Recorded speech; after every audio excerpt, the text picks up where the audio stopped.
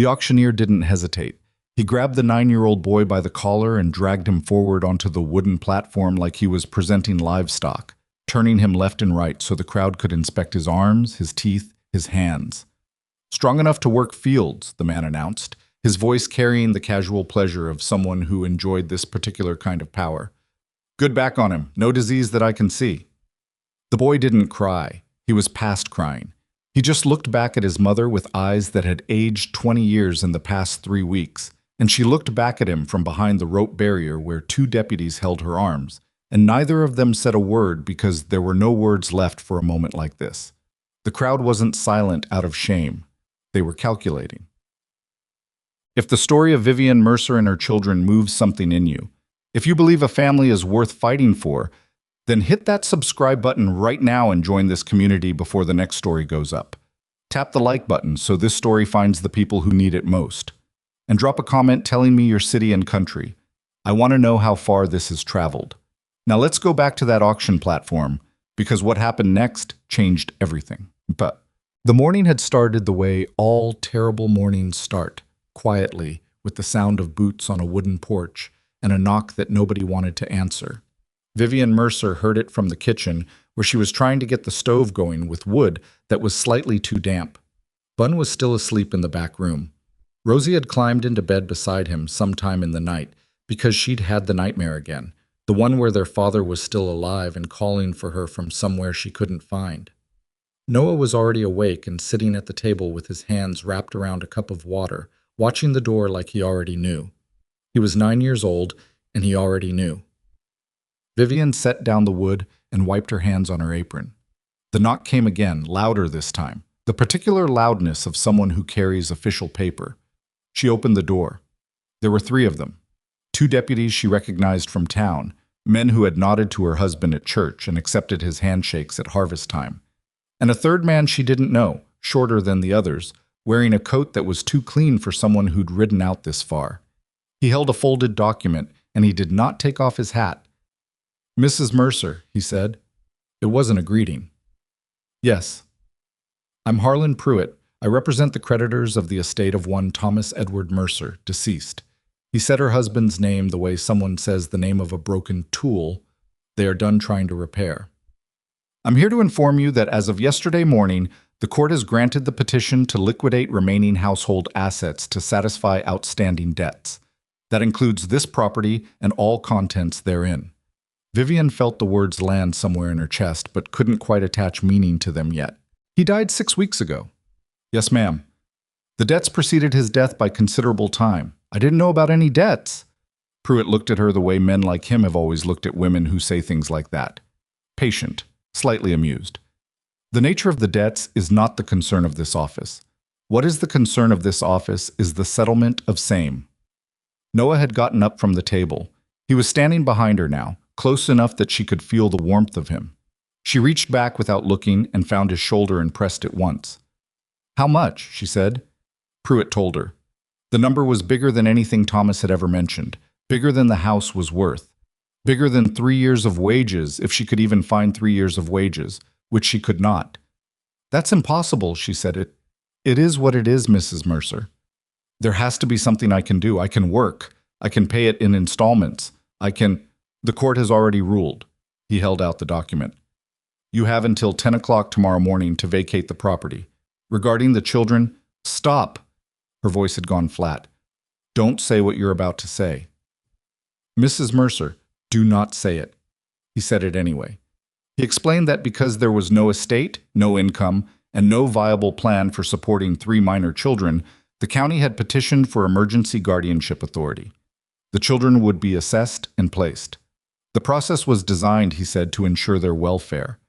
Behind her, Noah made a sound she had never heard him make before. It wasn't a word. It was just a sound. She didn't turn around. She kept her eyes on Harlan Pruitt's clean coat and his held-out document, and she said, very carefully, "My children are not going to be placed anywhere. They are mine.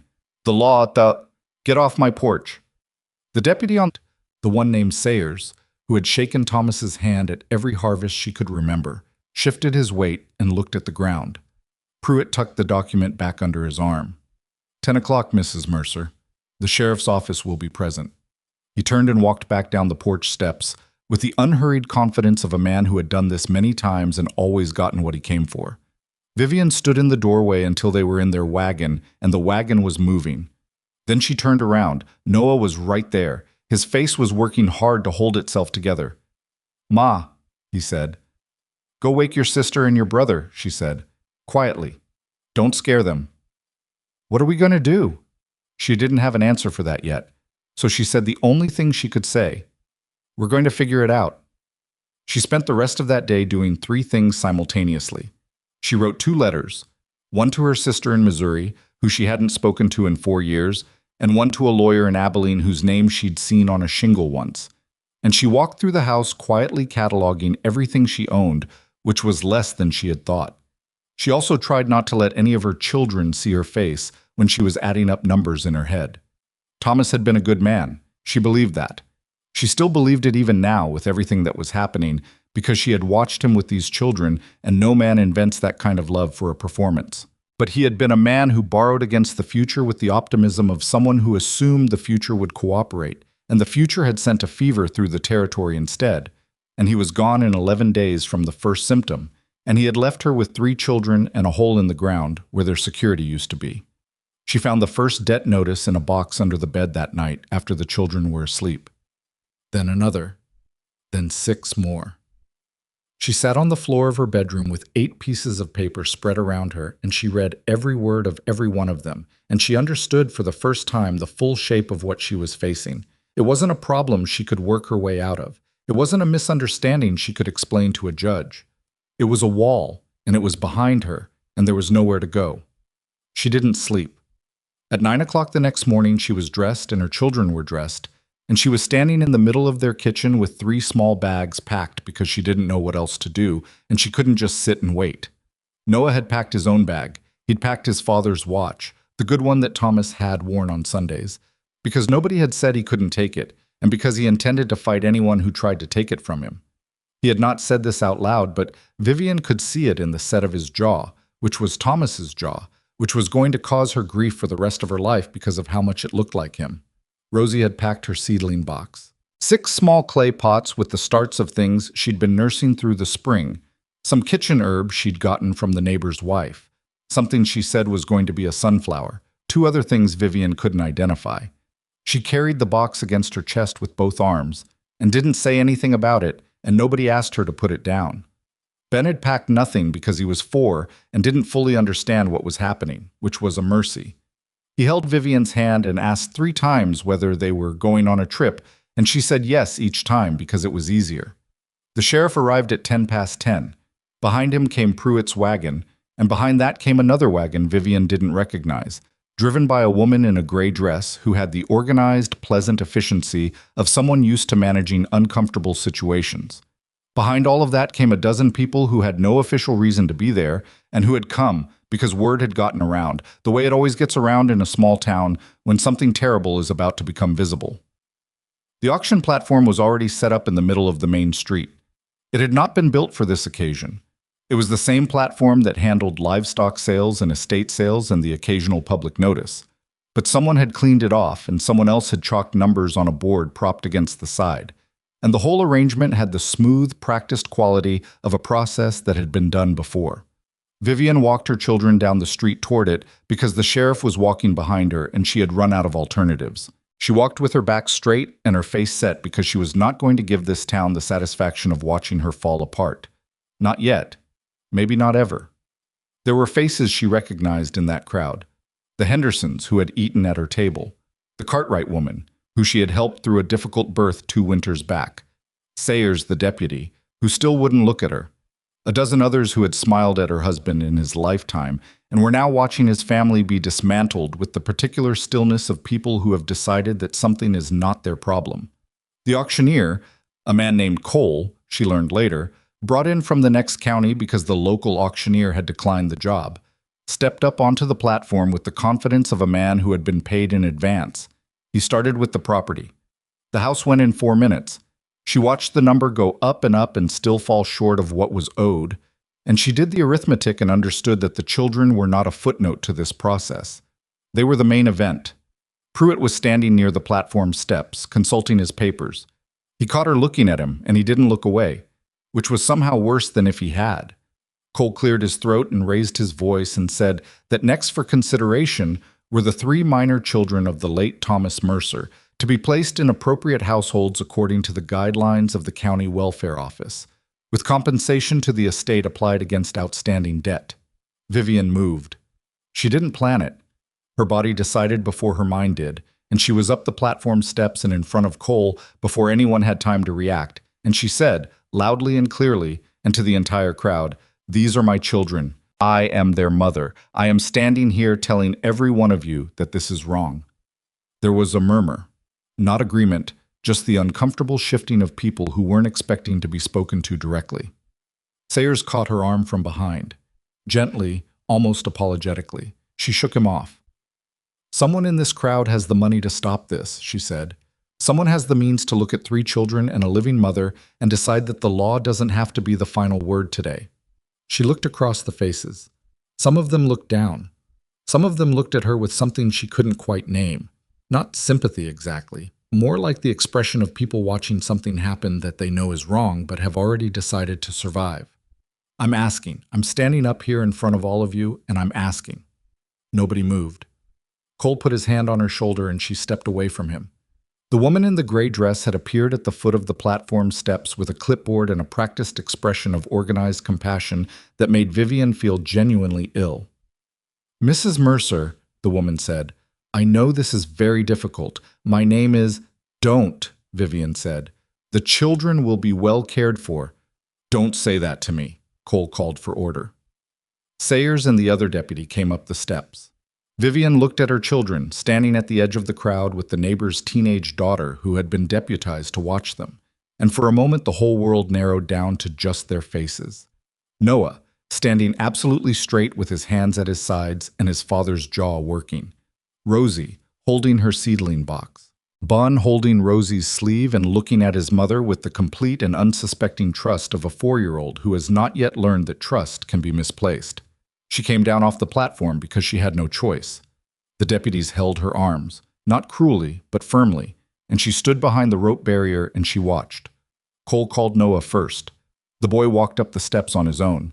Vivian saw him make that decision, not to be dragged, not to be handled, to walk up himself. And it was the bravest thing she had ever watched a child do. He stood at the front of the platform, and he looked out at the crowd, and his face said, clearly and without words, that he was not afraid of any of them.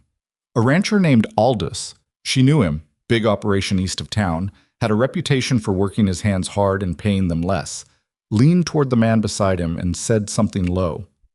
The other man nodded. Aldous raised his hand. "He'll do for field work," Aldous said, as if Noah were not standing right there. $35, Cole said. Another hand went up. Noah turned and looked directly at his mother. She pressed her hands against the rope barrier and she said his name once, very quietly, and he nodded at her like a grown man acknowledging a fact about the weather. That was when the sound came through the crowd.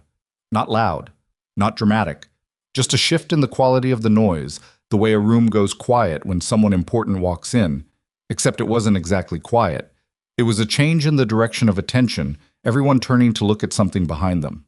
A horse, one rider, dusty from long travel, the horse. A dark bay with hard miles on it, the man on its back sitting the way people who have spent most of their lives on horseback sit. Easy, without thinking about it. He was somewhere in his middle 30s, wide in the shoulders, with the kind of face that had taken weather for years and kept most of its opinions to itself.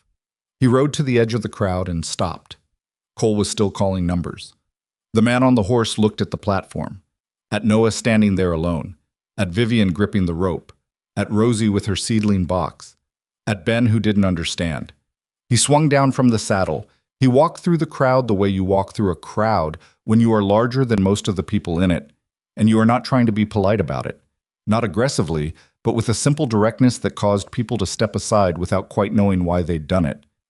He came to the foot of this platform steps, and he looked up at Cole and he said, in a voice that wasn't raised but carried anyway, "Hold on." Cole blinked. "Sir, this is an official—" "I said hold on."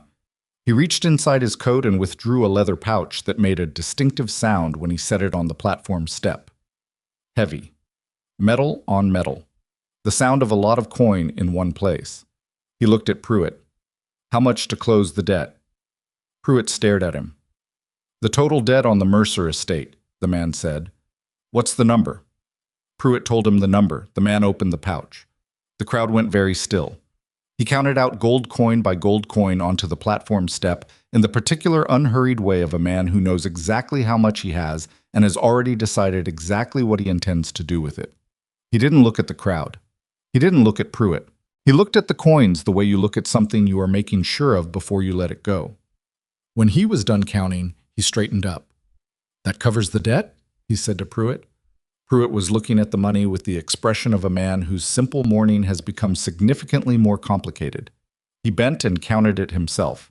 He counted it twice. He stood up. It covers the debt, he said. The man nodded. Then there's nothing left to auction. The estate's settled. The children are not part of the estate. His voice didn't go hard exactly, but it went specific in a way that stopped Pruitt mid-sentence. The children belong to their mother. A live mother with no outstanding debt against her is nobody's ward. Vivian was gripping the rope barrier so hard her hands had stopped feeling things. Cole, who had a job to do and an arrangement with the county and a confusion about what exactly had just happened, said, "Now, the court order covers a debt," the man said. "The debt is gone." He looked at the man simply and directly. "What part of your court order is still standing?" There was a silence. It was the kind of silence where several people were trying to do complicated legal arithmetic in their heads and running into the same answer. Pruitt turned to Sayers. Sayers turned to the other deputy. The other deputy looked at the ground, which had become his primary mode of participation in the entire event. Vivian stepped through the rope barrier. Nobody stopped her. She walked to where Noah was still standing on the platform, and she put her arms around him, and she felt him lean into her, and she set his name into the side of his head, and she felt him shake. Once, the whole length of him, the way you shake when you have been holding yourself together through something enormous and are finally permitted to stop. She pulled back and looked at his face. "Go get your sister and Ben," she said. He nodded. He still wasn't going to cry, which was going to cost him something later, probably in the dark, but she would be there for that. He went down the platform steps and pushed through the crowd to where Rosie was standing with the seedling box pressed against her chest, and her eyes very bright, and Ben holding her sleeve. Vivian turned around. The man was standing at the bottom of the steps. Up close he looked like what he was. A working man, not rich exactly, or at least not the kind of rich that showed in the clothes. His boots were good but worked. His coat was good but worn. There was a scar along his left jaw that had healed clean but left its record. She looked at him for a long moment. "Why?" she said. It wasn't quite a question. He seemed to think about it. Not like he didn't know the answer, but like he was deciding which version of the answer to give. "I've been to auctions before," he said finally. "Not for people." He paused. Nothing about that felt right. She was aware that this was not a complete answer. She was also aware that she was standing in the middle of a street with 3 children and 8 debt notices and no house and no plan, and that this man had just emptied what looked like a significant portion of his savings onto a platform step for reasons he was being brief about. "I don't know how I would pay you back," she said. "I want to be honest about that." "I know." He said it like it had already been factored in. "I don't know you." "No." "I don't even know your name." He looked like he'd forgotten that part. "Gideon Hart. I run a horse operation about 14 miles northwest of here. I came into town for farrier supplies." "You came in for farrier supplies and you ended up—" She gestured at the platform, the coins still sitting on the step, the entire dispersing crowd. "This." "Yes." She looked at him. He looked back at her. Neither of them looked away, which was already a more honest exchange than she'd had with anyone in weeks. "I have 3 children," she said. "They are not easy. My son is going to test every limit you have because that's what he does right now, and I need you to know that before you make any offers, you intend to regret." Something moved in his expression. Not quite a smile. The cousin of one. "That's all right. My daughter talks to plants." "That's fine. My youngest son is 4. He will follow you everywhere. He has no sense of personal space. Mrs. Mercer. He said it quietly. I have a ranch that hasn't had a real household running in it for going on 3 years. I have 8 hands who eat whatever they cook themselves, which is bad for everyone. I need someone who can manage a household, and I'm offering fair wages and a cabin for you and your children, and my word that none of you will ever be separated as long as you're under my employment. He paused. What I'm not offering is anything you haven't earned. It was the most words he'd said in a row. She got the impression it was on the long end for him generally. She looked at her children, who had pushed through the crowd and were standing 20 feet away watching this conversation with varying degrees of visible calculation. Noah's face was unreadable. Rosie had her seedling box. Ben had attached himself to Noah's hand and was watching Gideon Hart with the frank interest of a child who hasn't learned to pretend not to stare. I need a day, she said. All right. I need to think. That's reasonable. He picked his horse's reins up off the ground where they'd fallen. I'll be at the general store, for the farrier supplies. A pause. I'll wait as long as you need. She watched him walk away. Behind her, Cole was climbing down off the platform with the faint, injured air of a man whose job had been interfered with. Pruitt was talking to Sayers. The woman in the gray dress had closed her clipboard and was retreating with the quiet efficiency of someone whose services were no longer required. The crowd was dispersing. Some of them were looking at her with something different now. She couldn't tell if it was respect or resentment or just the residue of witnessing something unexpected. The Hendersons. The Cartwright woman. Sayers, who finally looked at her briefly before he looked away again.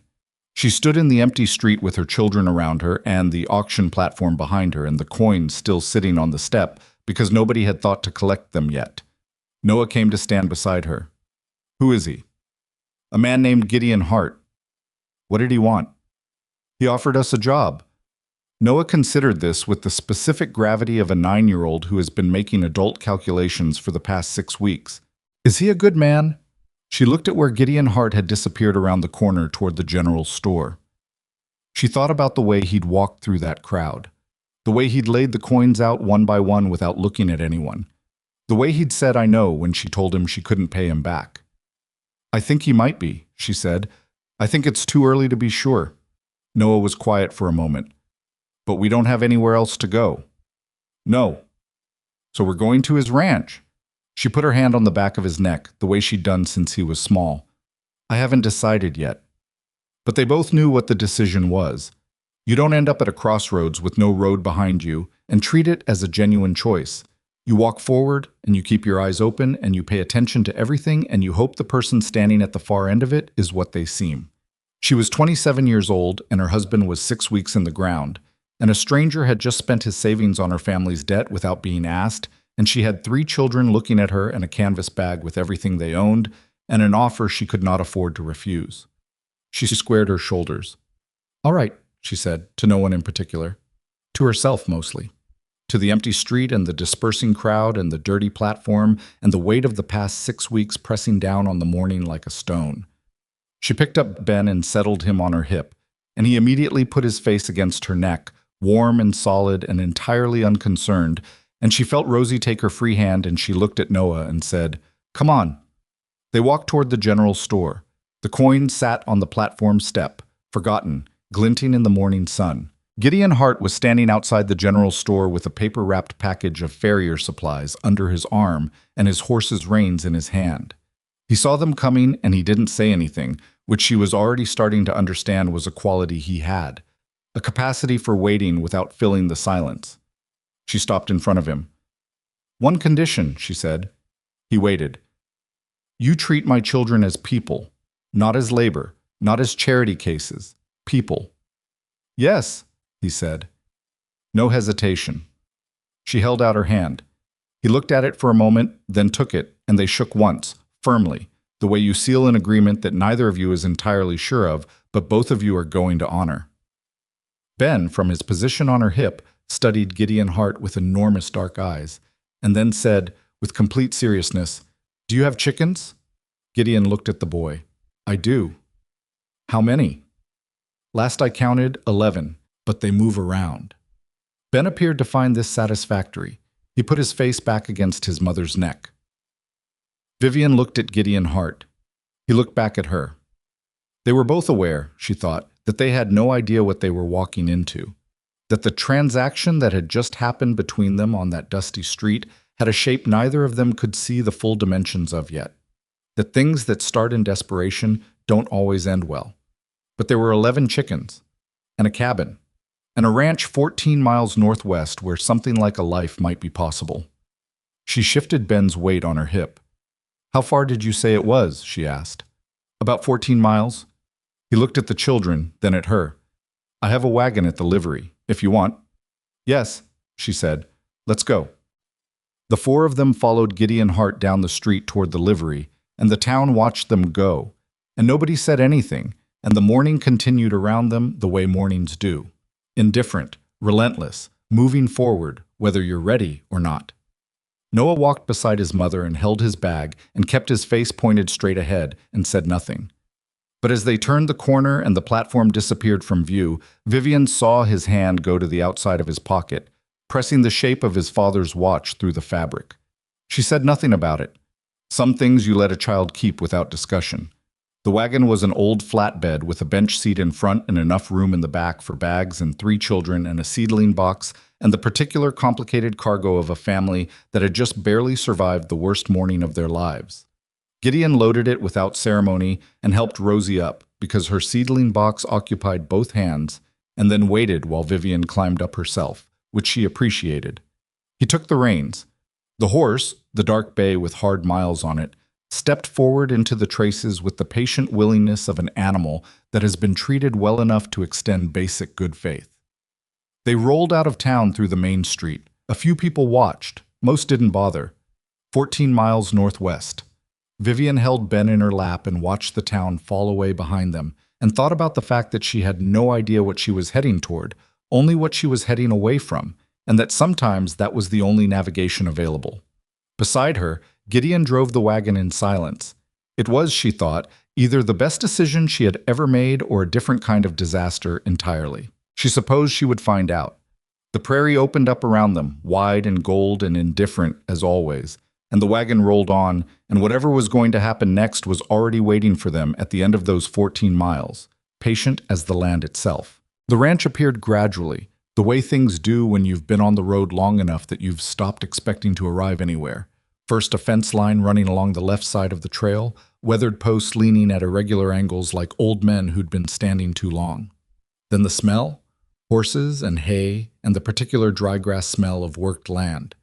Then the buildings themselves, coming into view as the wagon crested a low rise. A main house, a barn that needed paint on the south wall, 3 smaller structures behind it, and a series of corrals where a dozen horses stood in the late afternoon gold. Vivian had expected something rougher. She wasn't sure why. Maybe because the man sitting beside her had not, in several hours of travel, given any impression of someone who lived softly. But the main house was solid, 2 stories, wood frame, a covered porch that ran the full front length, and there was a quality to the layout of the property that suggested thought had gone into it at some point, even if recent years had let some of that thought go to ruin. Ben had fallen asleep against her shoulder. Rosie was sitting up straight in the wagon bed with her seedling box in her lap, watching the horses with the focused attention she gave to living things. Noah had not spoken since they left town.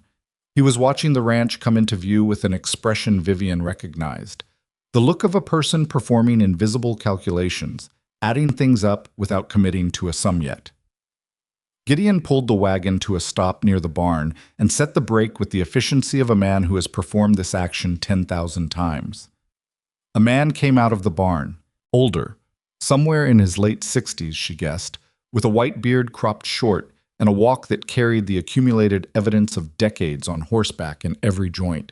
He looked at the wagon, he looked at Gideon, he looked at Vivian and the children with an expression that moved through surprise and came out the other side as something more careful. "Walt," Gideon said, climbing down.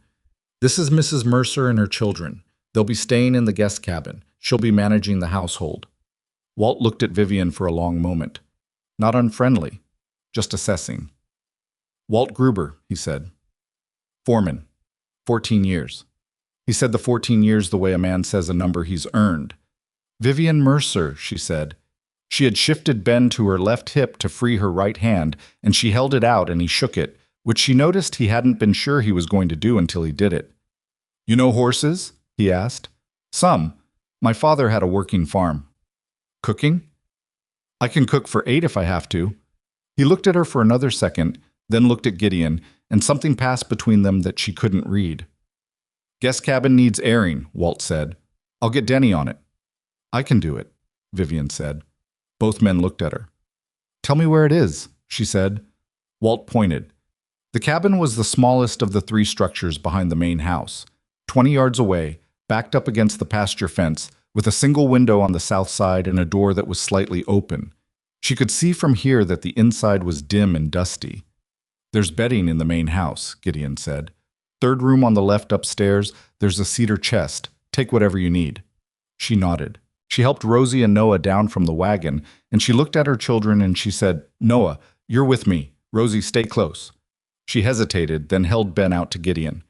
He looked at the sleeping 4-year-old with the expression of someone who has been handed something they were not prepared for. "Just for a few minutes," she said. "He won't wake up." Gideon took the boy with both arms, carefully, and held him the way a man holds a sleeping child when he's not sure of the geometry. Too deliberate, slightly stiff, but he had Ben's head against his chest and Ben didn't stir. She didn't let herself smile, but she noticed. The guest cabin was, as advertised, a project. There were 3 years of dust on every surface, a mouse nest in the corner that had been abandoned but left its evidence, a window that stuck in its frame, and a smell that was mostly old wood and old air. But the structure itself was sound. The floor didn't flex. The roof had no obvious holes. There was a small iron stove against the back wall that looked functional, a table, 3 chairs, and 2 sets of bed frames pushed against the walls with rope and plank beds that would need real mattresses, or at least good thick bedrolls. Vivian stood in the middle of it and turned slowly and took inventory. "It's bad," Noah said from the doorway. "It's fixable," she said. "Go find a broom." "Where do I—" "Ask someone. That's what words are for." He gave her a look that was so exactly like his father, she had to look away for a second. Then he went. She was on her knees cleaning out the mouse nest with a rag, and a sense of grim determination when Rosie appeared in the doorway with the seedling box still under one arm and a genuine question on her face. "Is there a place for a garden?" she asked. "Find one," Vivian said. Look around. Tell me what you find." Rosie disappeared. By the time the sun was going down, the cabin was not clean. That would take another full day, but it was habitable. Walt had sent a young ranch hand named Denny with 2 good wool blankets and a mattress tick that could be stuffed with fresh hay.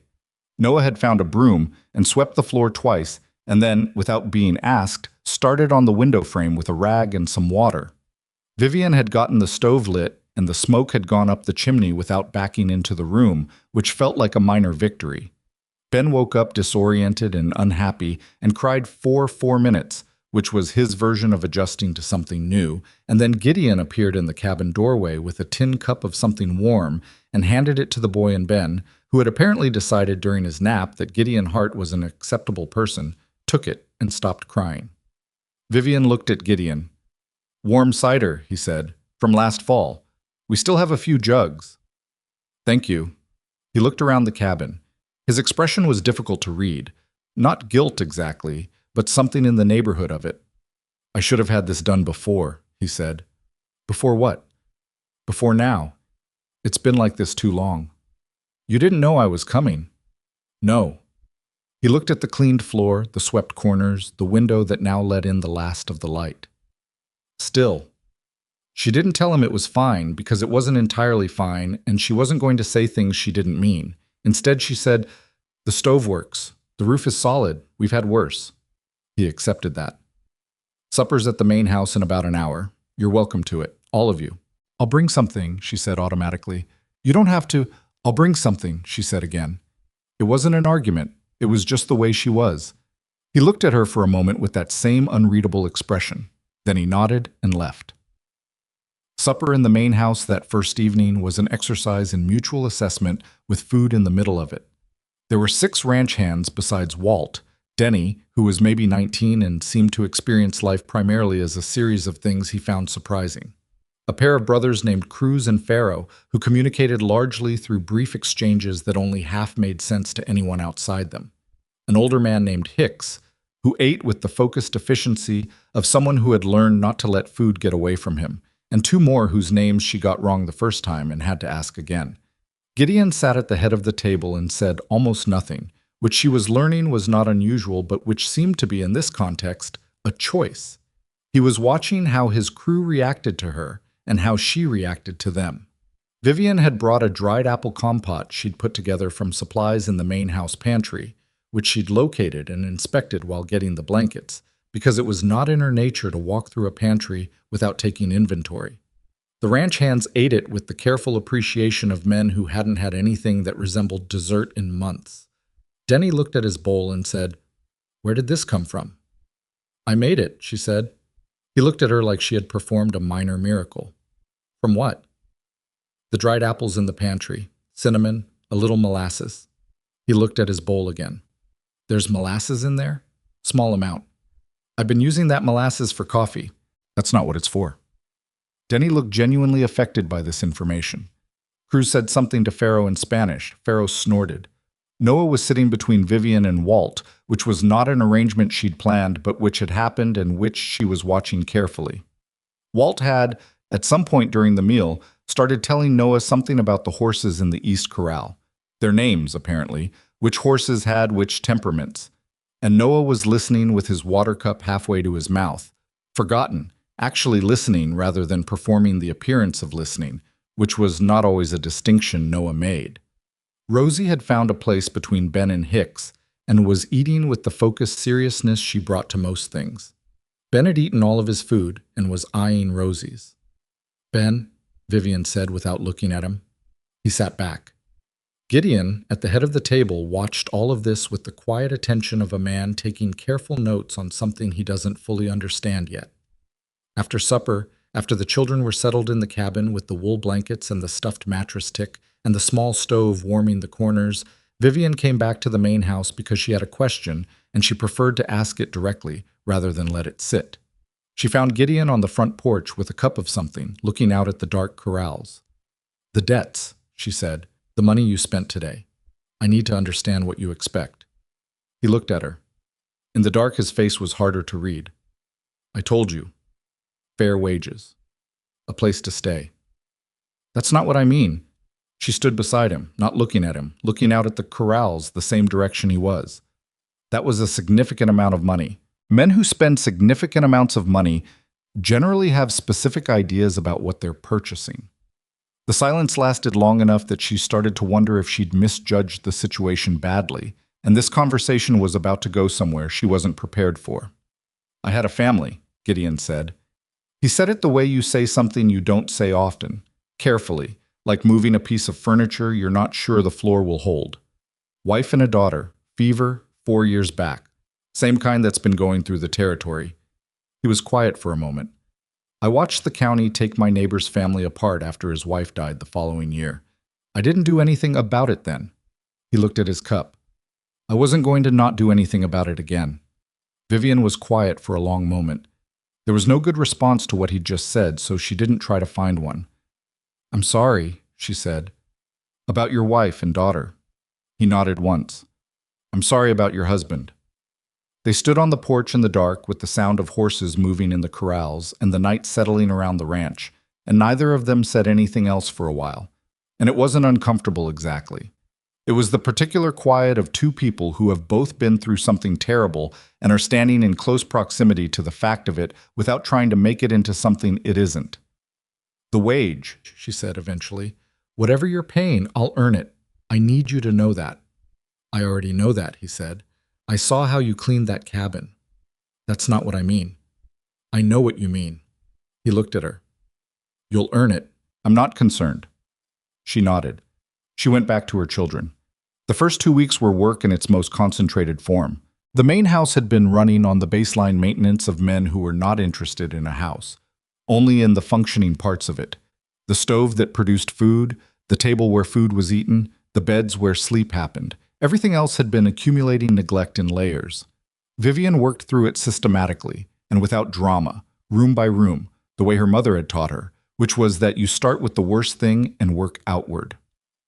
Noah installed himself as her assistant without being asked, which was partially about being useful, and partially, she understood this, about keeping her in his line of sight. He hauled water, moved furniture, held things, fetched things, and once spent an entire afternoon on a ladder replacing the lining of a window that had been letting cold air in for years, which impressed Denny enough that he told everyone about it at supper. Walt began taking Noah to the corrals in the mornings. She hadn't arranged this. It had simply happened, the way things happen when a boy is available and curious and an old man is used to teaching things. She watched from the kitchen window sometimes, the two of them moving along the fence line, Walt gesturing at one horse and then another, Noah listening with that careful attention. He came back with his boots dirty and his face different. Not happy exactly, but less defended. Something was releasing in him slowly, cautiously, the way ice goes out in spring. You can't see it happening, but you can see that it has happened. Rosie had found her garden spot. It was a south-facing patch beside the cabin that had once been cultivated. She'd found the old edge stones under an inch of weeds, and she had set to reclaiming it with a focus that bordered on the religious. Hicks had, apparently spontaneously, appeared one afternoon with a handplow and worked the ground for her without being asked, which said something about Rosie that Vivian already knew. The girl had a quality that made people want to do things for her without quite understanding why. Ben followed Gideon. This was not an arrangement anyone had agreed to. It was simply what Ben did. Starting on the third day when he discovered that Gideon was the first person awake in the mornings, and that mornings, apparently, involved interesting things. He attached himself to the man's routine with the unapologetic persistence of a 4-year-old who has identified something he wants and sees no reason to be subtle about it. Gideon, to his credit, did not discourage this. He didn't exactly know what to do with it. Vivian could see that, but he navigated it with a careful patience that cost him something and that she noticed. One morning, she came out to the porch and found them both sitting on the front step, Gideon mending a piece of bridle leather and Ben sitting beside him eating a biscuit and explaining, in considerable detail, a dream he'd had about a horse that could talk. Gideon was listening, actually listening, the way you have to listen to a 4-year-old, because they'll know if you aren't. She stood in the doorway for a moment and then went back inside. It was on the 14th day that things shifted in a way she hadn't been prepared for. She had known that the ranch was struggling. Anyone with eyes could see that the operation was running on reduced capacity, that certain things had been deferred and deferred again until deferral itself had become the plan. What she hadn't known was the specific nature of the pressure. She found out on a Tuesday afternoon when she walked into the main house to return a tool she'd borrowed and heard Gideon and Walt through the partially open office door, and stopped, because something in the quality of the silence between their words told her this was important. "It's not the horses," Walt was saying. "The horses are sound. It's the cash." "I know what it is. You spent a significant portion of your reserve last week." "I know that, Walt. I'm not criticizing." "You sound like you're criticizing." "I'm pointing out that the Morrison account is due in 6 weeks, and we don't have a full payroll fund right now, and we owe 2 months on the feed contract." Vivian stood very still in the hallway. "I'll sort it out," Gideon said. "How?" A pause. "I'm going to sell 4 of the breeding mares to Caldwell. He's been after them for 2 years. That covers Morrison and most of the feed." "Those are your best animals." "I know what they are." "Gideon, I know, Walt." His voice was flat and tired in a way she hadn't heard before. "I know what I spent and I know what I did, and I'm not sorry about it. I just need to fix the gap it left." She backed away from the door quietly. She went back to the cabin and sat at the table and thought for a long time. She had not misled him. She had told him she couldn't pay him back. He had said he knew. But there was a difference between knowing something in the abstract and learning the specific weight of it, the actual horses, the actual debt, the actual names of the things that had been traded away. She sat with that difference for a while and let it settle into something she would have to carry. That evening, she did something she hadn't done since arriving. After the children were in bed, she went to the main house kitchen, her kitchen now, functionally, because she had taken it over within the first week out of necessity, and she cooked. Not supper, which was already done. She cooked for the next day and the day after that, working through the pantry and the root cellar with the specific efficiency of someone who is doing the one useful thing they know how to do. She stretched every ingredient. She planned 8 days of meals that would keep the crew fed on significantly less than had been spent before she arrived. She wrote it out on a piece of paper in her neat, determined handwriting. She left it on the kitchen table for Gideon to find in the morning. He didn't mention it. She didn't bring it up. But the following week, the household costs were lower than they'd been in any month Walt could recall for years. And Gideon walked through the kitchen one afternoon while she was working and paused and said, without preamble, "The pantry planning." "Yes." "Where did you learn that?"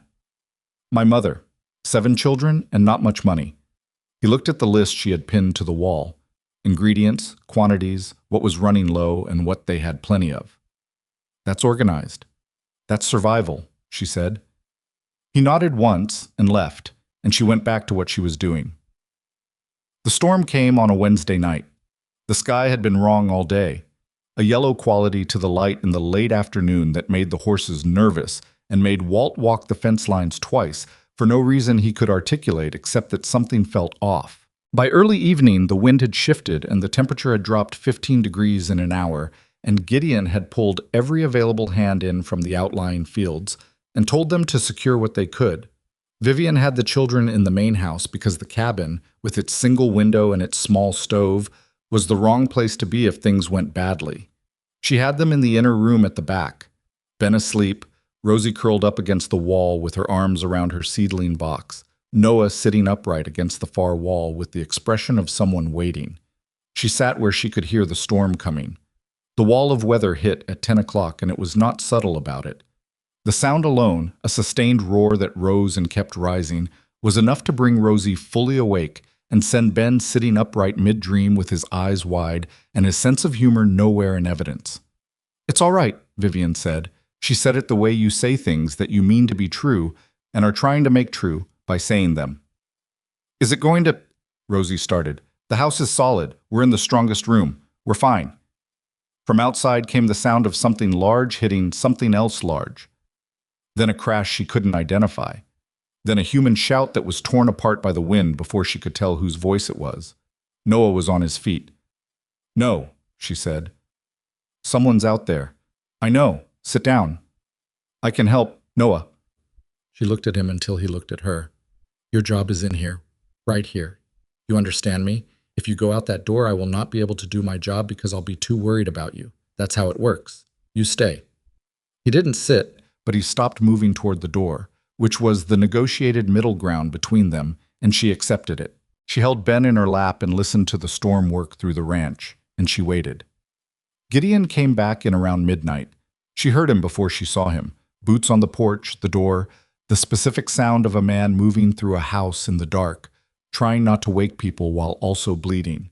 She was out of the back room and in the main hallway before she'd finished deciding to move. He was in the kitchen with a lantern, and there was blood on the left side of his face from a cut somewhere above the eyebrow.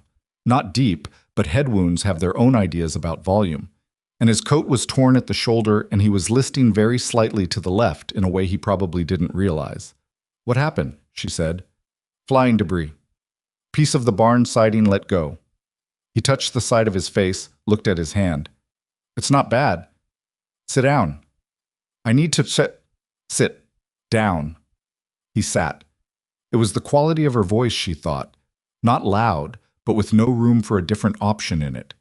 He sat at the kitchen table and she found the supply chest that she'd already located and cataloged in her first week, and she cleaned the cut properly while he sat still and didn't complain, which she appreciated. "The barn?" she said. "South wall. We pulled it down before it could take the whole structure." "Horses?" "All in. We lost 2 sections of the corral fence on the east side. 3 horses got out." He paused. "Cruz and Farrow are tracking them." "In this?" "It's letting up some." She pressed a folded cloth against the cut, and he lifted his hand to hold it. In the lamplight, he looked exhausted in a bone-deep way, the kind of tired that comes from fighting something large for hours. "Your children all right?" he said. "Yes." "Good." He was looking at the table. "I'm sorry. The cabin. I should check the cabin." "I'll check it," she said. "When the wind drops." He looked at her. He was sitting and she was standing, and neither of them had thought about the fact that they were very close together, and then both of them had thought about it at the same moment. She stepped back, which was the sensible thing to do, and busied herself closing the supply chest. You should sleep, she said. In a while. Now, she said. You're swaying. I am not. You are. You just did it again. He was quiet for a moment. You're going to be stubborn about this. I'm not stubborn. I'm right. Which looks the same from the outside but is different on the inside. Something moved in his face. Not a smile, but the shadow of one. I'll sleep in an hour, he said. I want to hear when Cruz and Pharaoh come back with those horses. She accepted that. She pulled a chair to the other side of the table and sat down. And they waited together in the lamplight with the storm continuing outside in a diminished but still insistent way, and the house settling around them, and neither of them talking. And it was, she thought later, one of the stranger and more honest moments she had spent in recent memory, which was saying something given the week she'd had. Pharaoh came in at 2 a.m. with all 3 horses and a large quantity of mud distributed across his person and a specific type of expression that said he would like someone to acknowledge what he had just done. Gideon acknowledged it. After Pharaoh left, Gideon sat for another few minutes and then stood, carefully, in the way of someone who is checking first whether their body is going to cooperate. Sleep, she said. I heard you the first time. You're going to remind me of Noah, she said, and immediately regretted it, because it was too personal a thing to say to someone she'd known for 2 weeks. But he just looked at her for a moment. Good night, Mrs. Mercer. Good night, Mr. Hart. He went upstairs. She checked the cabin. Minor damage, some debris against the door, the window stuck from pressure but not broken. And then she sat on the cabin step in the receding wind with the stars starting to show between breaking cloud cover, and she let herself be alone for a few minutes. It was the first time since the auction that she had sat still and not been bracing for something. She was not foolish enough to call it safety. She had been caught off guard by safety before, by the particular deception of calm periods that preceded upheaval, and she had learned not to name things too quickly. But she allowed herself to register that she was sitting on a step, and the wind was dying down, and somewhere inside the main house, Gideon Hart was sleeping with a cloth pressed against his head, and her children were safe in the inner room, and the horses were back in the corral. And that was enough for tonight. More than enough. In the morning, before the crew was up, she went to the main house kitchen and started breakfast, working quietly through the pre-dawn dark with the ease of someone who has done this 10,000 times and will do it 10,000 more. She was halfway through when she heard footsteps on the stairs, and Gideon appeared in the kitchen doorway with the cloth still held loosely in one hand and his hair sideways from sleep and an expression of moderate surprise at finding the kitchen occupied and warm. Sit, she said without turning around. There's coffee. He sat. She put a cup in front of him and went back to the stove. After a moment he said, The cut's not as bad this morning. It won't scar much, she said. Clean edge. You've done this before. My mother had 7 children, she said. Someone was always bleeding. Silence. The stove sounds. Outside, the early birds starting up. Mrs. Mercer, Gideon said. Yes. Thank you for last night. She didn't turn around. You didn't need much doing. Clean cut, stubbornness, 3 missing horses. It all resolved itself. That's not what I mean. She knew what he meant. She poured her own coffee and stood at the stove with her back still mostly to him. You would have done the same for anyone on this ranch, she said. Yes.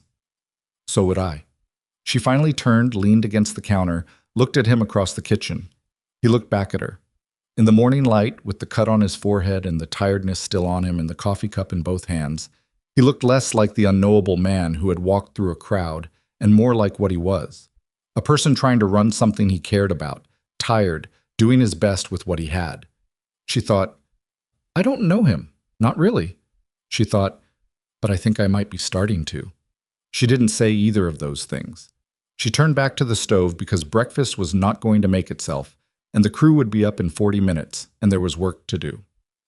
That was, she would think later, the exact shape of those early weeks. Not dramatic. Not easy. A continuous, grinding, necessary effort towards something that kept refusing to resolve into a simple thing. Days of labor and supper conversations, and Walt's slow, reluctant approval, and Denny's easily impressed reactions, and Cruz and Pharaoh's quiet watchfulness, and the children changing in ways she could see but couldn't quite measure yet. And beneath all of it, something else. something she wasn't naming yet, because naming it would require acknowledging it. And she wasn't ready for that, and she wasn't sure she had the right to be ready for it. And some days she looked at Noah holding his father's watch through his pocket and thought, "It's too soon. It will always be too soon." But she had said what she said to herself on that empty street. Forward, eyes open, pay attention. So that was what she did. She paid attention. The smoke appeared on a Thursday morning, 6 weeks after the storm. Vivian saw it first because she was always the first one up, and because the kitchen window faced east, and because something about the quality of the light that morning had made her stop with her coffee cup halfway to her mouth and look. It was not the white smoke of a cook fire or the gray drift of a chimney. It was black, and it was wide, and it was moving. She set the cup down and walked out onto the front porch and stood there in the early cold, and the smell hit her before she could see the full shape of it. A char smell, grass and something deeper than grass, the particular scorched edge of something large burning in dry air. Walt came out of the barn at a near run, which she had never seen him do. "How far?" she called. 8 miles, maybe. Wind's wrong." He stopped in the yard and turned slowly, reading something in the air that she couldn't fully read yet. His face was doing the thing faces do when a man who knows land is looking at something land is doing and the news is bad. "It's coming northeast, toward us, toward everything between here and the river." He looked at her. "Where's Gideon?" "East Corral." He took 2 hands out at first light. Walt was already moving. She went back into the house and woke the children the way her mother had always woken them when something needed doing without panic, firmly, with specific instructions before they were fully upright, so that their hands had something to do before their fear had time to organize itself. "Noah, get up. I need you dressed and I need the water barrel on the south side of the cabin filled from the pump. Can you do that?" He was sitting up already, reading her face. "What's happening?" "Fire on the eastern plain. Moving this way. Fill the barrel." He was out of bed before she finished the sentence. "Rosie." The girl was already awake, sitting up with her hair loose, watching Vivian with clear eyes. "Get Ben dressed. Both of you stay in this room until I come back for you. Do not go outside." "My garden—" "Rosie." The girl looked at her. "The garden will be here later. You stay inside. You watch your brother. That's your job right now, and it's the most important job there is. Do you understand me?" Rosie understood. She pulled Ben toward her and started working on his shirt buttons. By the time Vivian was back on the porch, the smoke had spread. It was no longer a column. It was a mass, dark and low on the eastern horizon, and even at this distance she could see the orange flicker at its base when the wind pushed it right. The smell was stronger. One of the horses in the near corral had started to pace the fence line. Gideon came back at a run, his horse wet with sweat, Cruz and Pharaoh behind him. He pulled up short of the porch and took one look at the sky and then one look at Vivian and said, "You already know." "Yes." "How long ago did you see it?" 15 minutes. I sent Noah for water. Children are inside." He was already off the horse and talking to Walt before she finished. They moved together toward the center of the yard with the speed and shorthand of men who have worked together long enough that half the conversation happens in gestures and glances. She followed. "Firebreak," Walt said. "The south field. We plow it now. We might—" "Not enough time for the full line," Gideon said. "We do what we can. North end of the south field, east side of the main corral, and we wet down the barn roof and the house." He looked at Cruz. "Get everyone, right now." Cruz was gone before the sentence ended. Gideon looked at Vivian. There was something different in his face that she hadn't seen in the weeks she'd been here. Not fear, she didn't think it was fear, but a kind of controlled urgency that sat behind his eyes like a fire of its own. "I need you to take the children to the creek hollow. It's half a mile west. There's a low spot between 2 limestone outcroppings. The fire can't—" "I'm not going to the creek hollow," she said. "Mrs. Mercer, there are 9 people on this ranch trying to do the work of twice that number. I can wet down a roof. I can pump water. I can keep a bucket line going. What I cannot do is sit in a creek hollow a half mile away while everything you have is burning." He looked at her for a long moment. The smoke was thicker now, and the morning light had gone a strange amber color that turned everything slightly unreal. "The children stay inside the house," he said.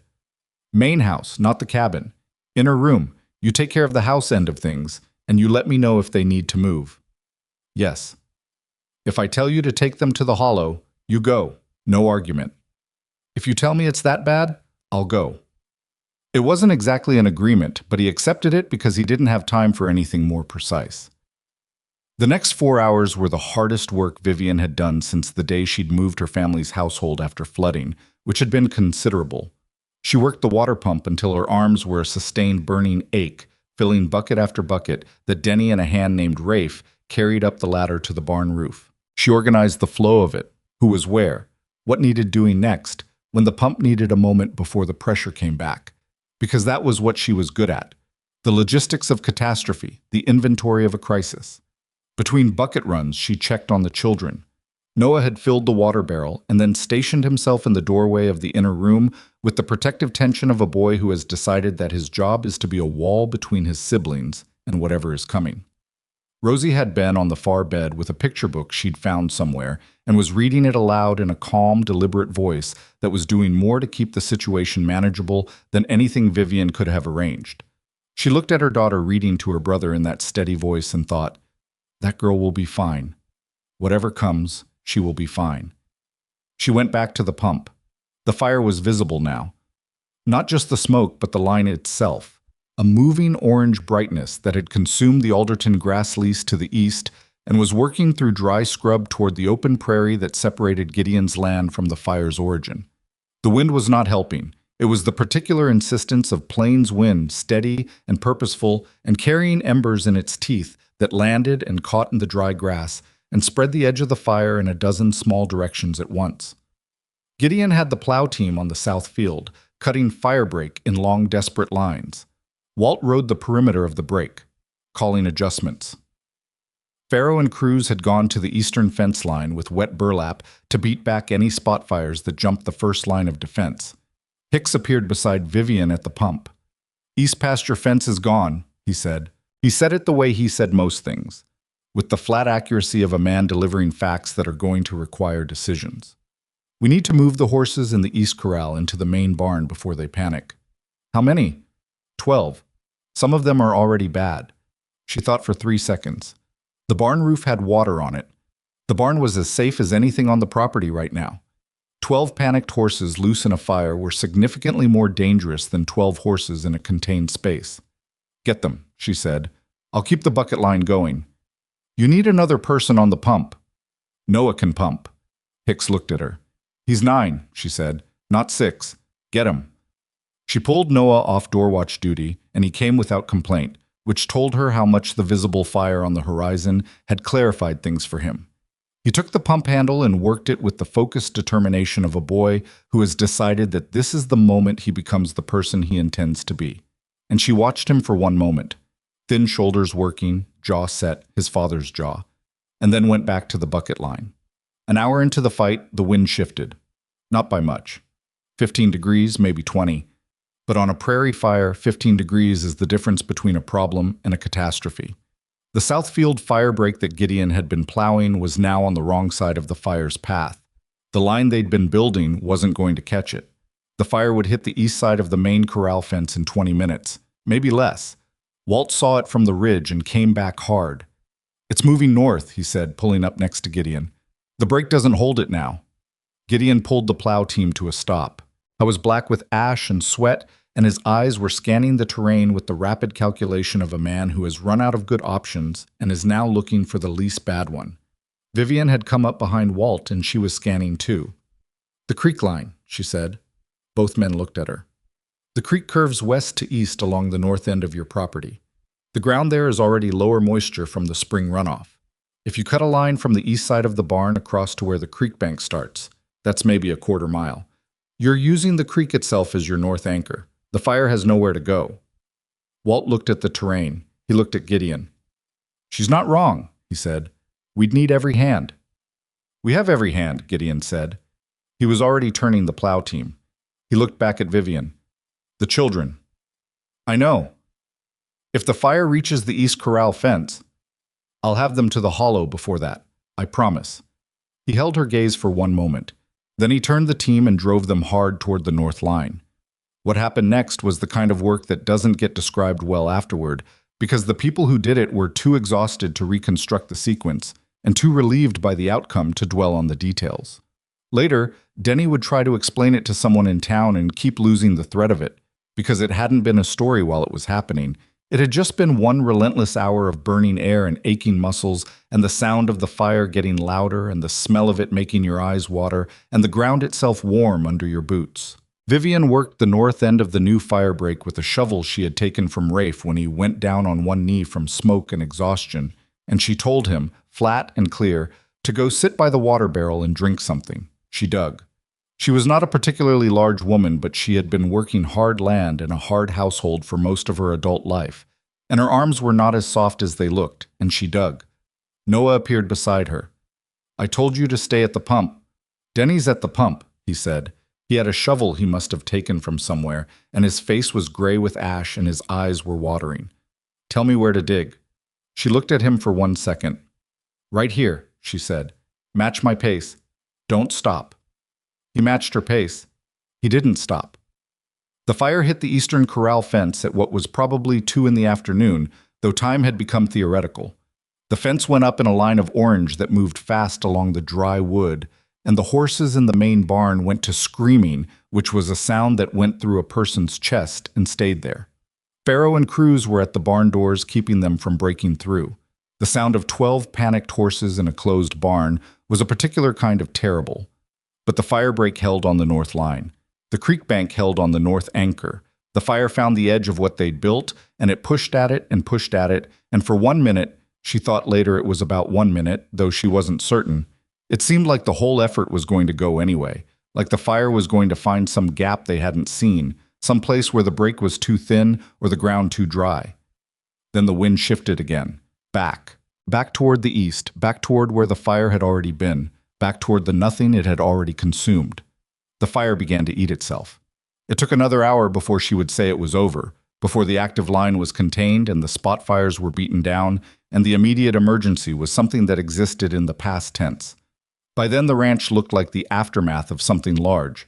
Ash everywhere, the east corral fence gone, the south field a blackened ruin, the air carrying enough smoke that talking made you cough.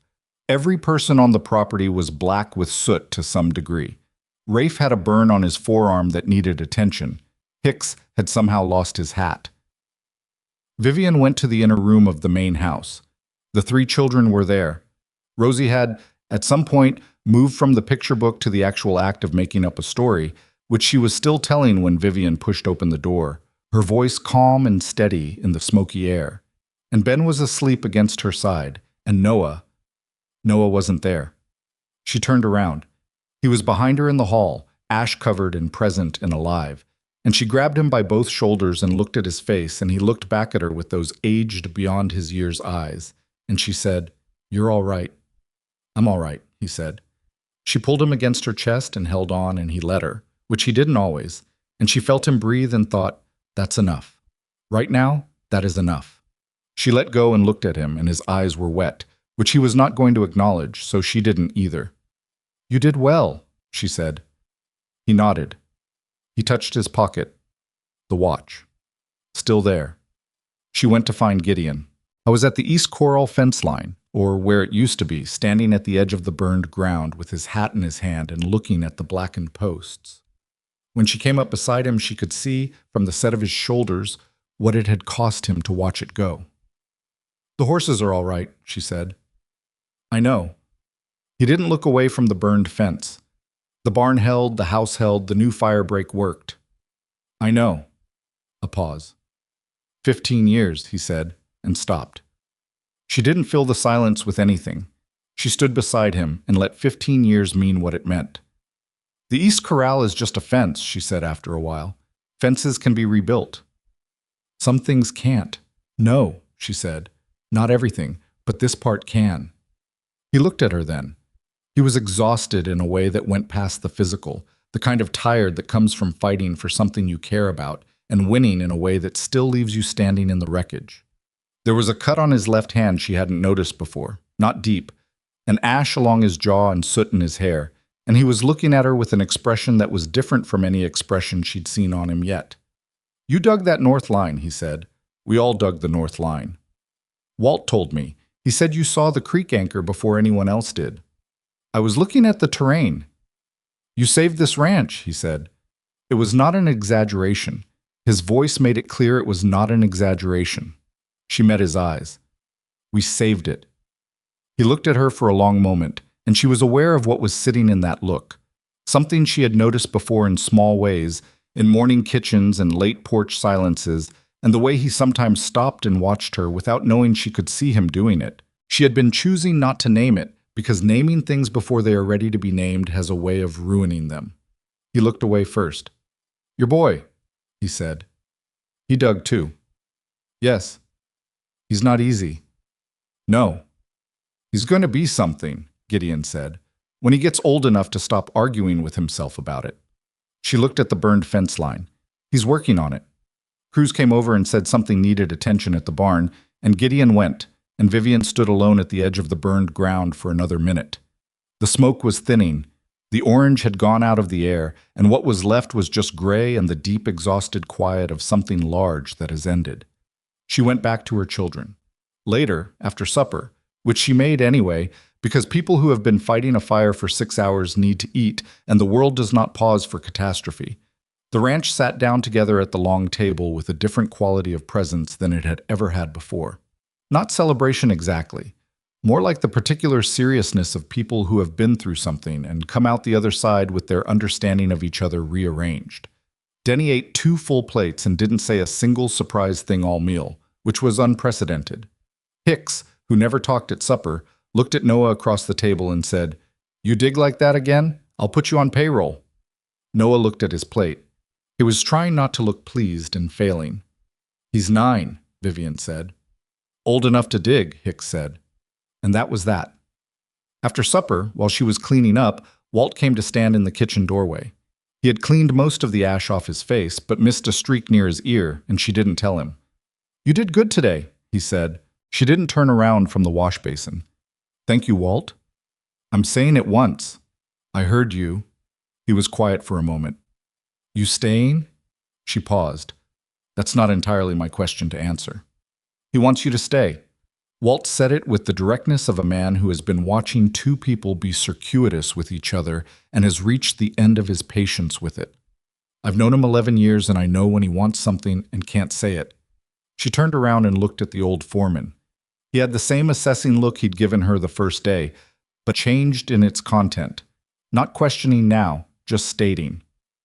I'm not going anywhere, she said. I have nowhere to go. That's not the same as wanting to stay. She held his look for a moment. No, she said, it's not. He seemed satisfied with that answer, which she hadn't intended to give quite so plainly, but it was out and she let it stand. He left. She finished the washing. She went out to the porch later because the air was cleaner than it had been all day, and she needed to breathe something that wasn't smoke or close walls. The stars were out fully. A clear night, the kind that comes after a wind burns through and takes all the haze with it. And the ranch was quiet in the specific way of somewhere that had been loud all day and was now exhausted. Gideon was on the porch already. He had a cup of coffee that had probably gone cold, and he was looking at the stars with the expression she had come to associate with him, thinking through something he hadn't decided about yet. She sat in the other chair without asking, because they were past asking for the basics. The fence can go up in 2 weeks, she said, if you have the lumber. Walt said you have most of it in the back barn. I know about the fence. I know you know. She paused. I'm saying it because it helps to hear it sometimes, that the thing is fixable, even when you're looking at it burning. He looked at her. The starlight was enough to see by, and his face was quieter than it had been all day. My wife used to say something like that, he said. He said it carefully, the way he always said things about her. Measured, precise, like each word was accounted for. She said things look smaller in the morning. Do they? Sometimes. He looked back at the stars. Not always. No, Vivian agreed. Not always. She thought about Thomas, about the debt notices spread around her on the bedroom floor. About the way some things you find out about a person only after they're gone, and how you have to decide whether the love you had for them is big enough to hold the surprise of it. She had decided, eventually, that it was. It hadn't been easy deciding, but she'd gotten there. I think about selling, Gideon said, abruptly. She looked at him. Sometimes, when something goes wrong. He was looking at the yard, the dark barn, the ruined fence line invisible in the night. Whether it's worth it, running this thing alone, for who? You're not running it alone. I was. For 3 years. After. He stopped. It gets to feeling like... He stopped again. She waited. Like why? He said. That's all. Like why? The question sat in the air between them for a moment, and she thought about answering it, thought about saying what she actually thought, which was that she had an opinion about why, and it was not a small opinion, and she was not sure she was ready to say it plainly. Instead, she said, Walt would fight you if you tried to leave. Walt would win. Yes. She almost smiled. He would. Your children like it here, Gideon said. He said it sideways, like a man who is trying to get somewhere by going around the outside of it. They do. Noah's going to be a natural with horses. Walt says he's never seen a kid take to it that fast. He takes to things he cares about, she said, slowly and then completely. Takes after his mother. She looked at him. He looked back at her, and there was no retreating from it this time, no looking away at the right moment. No convenient interruption from Pharaoh or Cruz or a barn emergency. They were just two people sitting on a porch in the dark after a long day, and the thing that had been sitting between them for weeks was sitting there plainly now, and both of them knew it. She was the one who looked away first this time. We should sleep, she said. There's a lot tomorrow. There's always a lot tomorrow. That's not a complaint, she said. I've had the other kind, where there's nothing tomorrow. I prefer this. She stood up and looked down at him for a moment, and he looked up at her and she said, The ranch has reasons, Gideon. Whatever you were thinking about with the why. She paused. I just want you to know I think it does. She went inside before he could answer, which was either wisdom or cowardice, and she wasn't entirely sure which. In the morning, the east fence line was still gone, and the south field was still black, and the smoke smell was still in everything, in the curtains and the bedding and her own hair when she pushed it back from her face. But the barn was standing, and the horses were standing, and the main house was standing, and her 3 children woke up and came to breakfast with the slightly dazed quality of people who have survived something and are only now beginning to understand that they have survived it. Noah sat down and ate, and at some point during the meal he looked across the table at Gideon and said, with the directness that he used as a shield and a weapon, and occasionally as a genuine instrument of communication, I want to learn how to build a fence. Gideon looked at him. All right. A real one. Not watching someone else do it. I know what building one means. Noah held his look for a moment, doing that invisible calculation. Then he went back to his food. After breakfast, he said, I'll be at the East Corral. Vivian watched this exchange across the table and kept her face at its regular setting, which cost her something. After breakfast, she stood at the kitchen window and watched Gideon walk out toward the East Corral with Noah beside him, the boy 3/4 the man's height, both of them carrying fence materials from the back barn, talking about something she couldn't hear from this distance. She stood there for a while. The ranch had reasons. She had said that the night before, and she had meant it, and standing here in the morning light with the smoke clearing and the sound of 2 people she cared about talking in the yard outside, she felt the truth of it in a way that was particular and specific and not something she was ready to say out loud yet. But she felt it. She went back to the stove because there was work to do, and because that was who she was, a woman who felt things and worked anyway, who held complicated truths and kept moving, who had walked into an uncertain situation with 3 children and very little else, and had decided every single morning since to be equal to it. The stove was warm under her hands. Outside, the fence was starting to go back up. The east fence went up in 11 days. Noah had said after breakfast, and he had meant it, and what followed was not the supervised participation of a boy being humored, but actual work. Gideon showed him once how to set a post, how to pack the ground around it, how to test the tension before you move to the next one, and then he stepped back and let Noah do it, correcting when necessary and staying quiet when not. Walt watched from a distance the first morning with the skeptical expression of a man who has seen enthusiasm without follow-through before, and by the 3rd day he had stopped watching because there was nothing to be skeptical about. Noah came in at supper with blisters on both palms. Vivian looked at them when he put his hands on the table. Do they hurt? She asked. Yes. Do you want to stop? He gave her the look, the one that was his father's look and her own look combined into something that was entirely his. No. She got him a strip of clean cloth for each hand and said nothing else about it. The ranch was in its recovery phase, the particular grinding aftermath of a crisis where the emergency is over, but the evidence of it is everywhere, and the work of undoing it is less dramatic and more sustained than the crisis itself. The south field needed to be assessed and partially replanted. The east corral needed its full fence before the breeding season pushed more horses through it. The barn's south wall, still standing but weakened at two joints from the fire's heat, needed shoring before the next serious wind. Vivian managed the household through all of it the way she had learned to manage things, by staying one step ahead of the next problem, by knowing what was running low before it ran out, by keeping the crew fed and the schedule visible, and the small things from becoming large things through inattention. It was not glamorous work, and it was not the kind of work that anyone particularly noticed while it was happening. But Walt said, midway through the second week, that the ranch had not run this smoothly since before his memory improved, and from Walt that was approximately equivalent to a standing ovation. The thing she had said to Gideon on the porch, "The ranch has reasons," she did not say again, and he did not bring it up. But something had shifted in the way they moved around each other. Some increment of distance had closed, and they had arrived at a kind of daily ease that was different from the careful professional arrangement of the first weeks. They talked in the evening sometimes, on the porch or in the kitchen, conversations that started as practical and wandered into other territory without either of them deciding to let them. He told her about the ranch's history, how he had built it from one small parcel and 3 horses, and the particular stubbornness of a man who had nothing to prove to anyone but himself.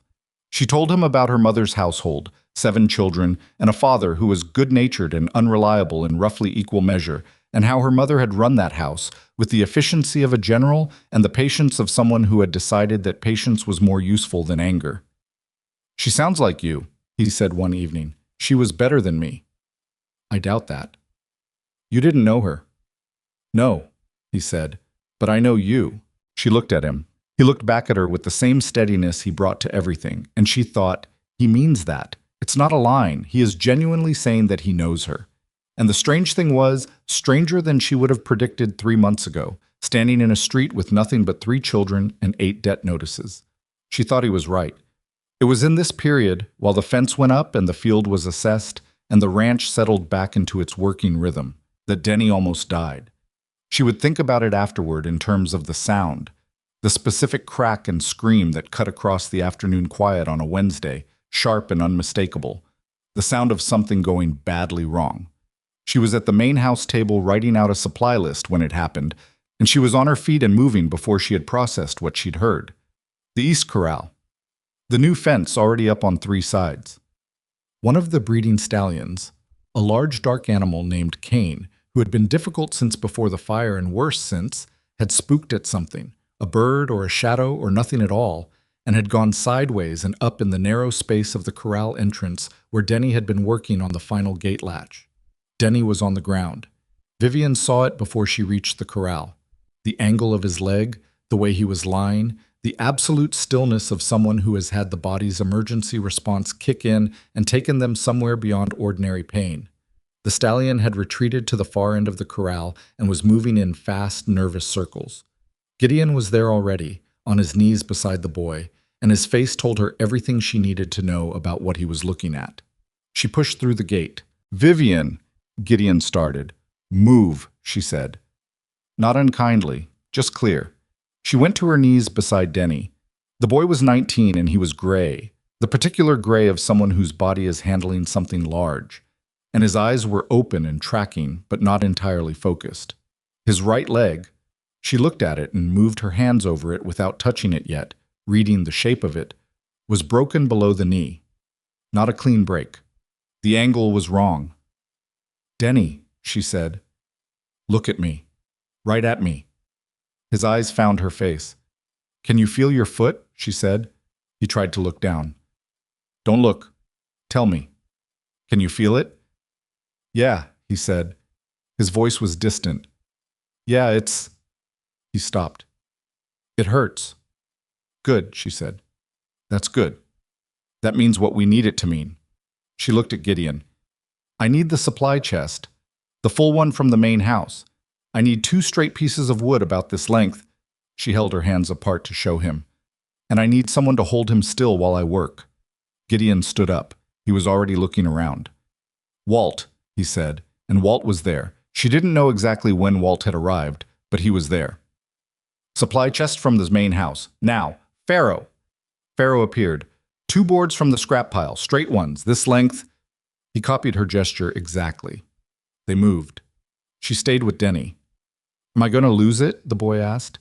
He said it quietly, not hysteria, just a genuine question from someone who needed to know. No, she said. You're not going to lose it. You sure?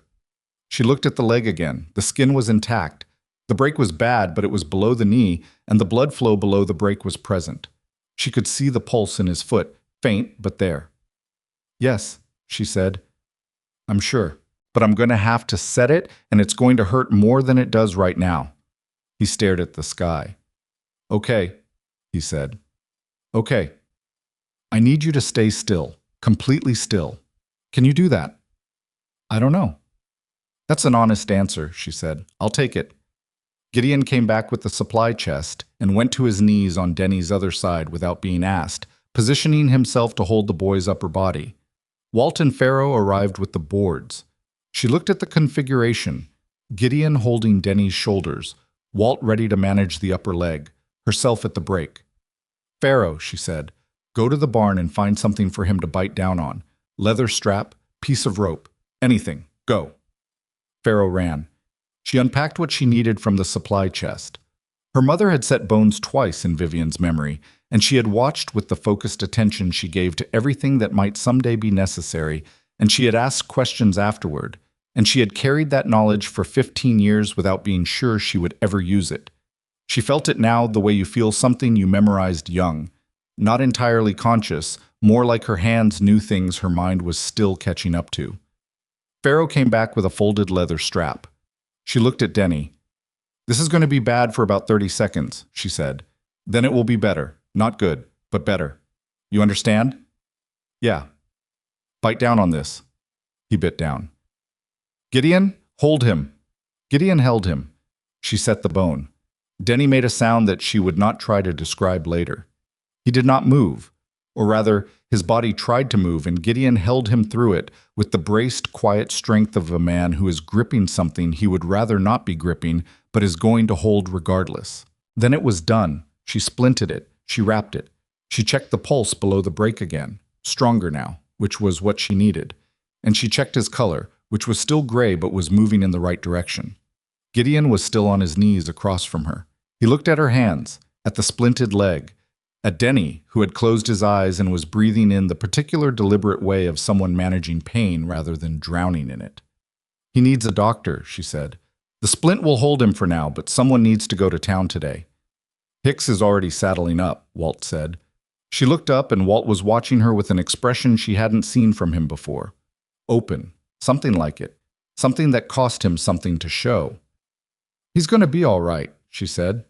Because of you, Walt said. It was not praise exactly. It was a statement of fact delivered by a man who deals in facts. She sat back on her heels and looked at Denny, who was still breathing carefully, and she felt the exhaustion of the last 20 minutes arrive all at once. Not the physical kind, her hands were steady, but the other kind, the weight of having been in that particular space of concentrated necessity and now coming out the other side of it. Gideon was looking at her. She didn't have anything to say to that look right now, so she started repacking the supply chest. The doctor came out from town late that afternoon, a man named Aldrich, capable and unsentimental, who examined the leg and the splint and the set with the thorough attention of a professional assessing someone else's work. He was quiet for a long time. Then he looked at Vivian. "Who did this?" he asked.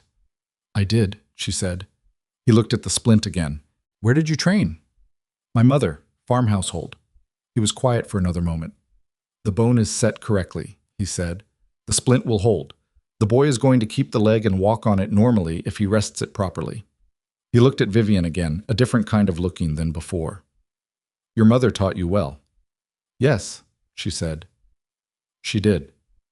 After Aldrich left, the ranch ate supper with Denny propped up in the main house front room on a narrow bed that had been dragged from upstairs by Cruz and Farrow, who had done it without being asked, which said something about what Denny meant to this particular group of hard-edged working men. Cruz had brought him a plate and sat beside him while he ate, saying very little, which was Cruz's way of saying a great deal. Rosie appeared in the doorway of the front room with a small bunch of dried flowers from her garden, some of the herbs she'd dried in the fall that had survived everything. She stood there with them in her hand with the solemnity of a 6-year-old conducting an important diplomatic mission. Denny looked at her. "What are those?" "They're for you," Rosie said. "Why?" "Because you're hurt, and I grew them." He took them with a care that was somewhat comical, given that he was 19 and had the sun-roughed exterior of a working ranch hand, and he held them in his hand and said, "Thank you, Rosie." She went back to her supper, satisfied. After the meal, Noah went and sat by the front room door for a while. Not with Denny, exactly. He was in the hallway, his back against the wall, in a position where Denny could see him if he looked. They didn't talk much. At one point, Denny said, "I'm all right, kid," and Noah said, "I know." And that was essentially the whole conversation, but it was the kind of conversation that doesn't need to be longer.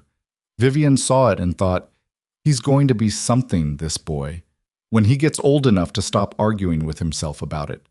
She remembered Gideon saying that, out in the yard after the fire, and the accuracy of it had only gotten clearer since.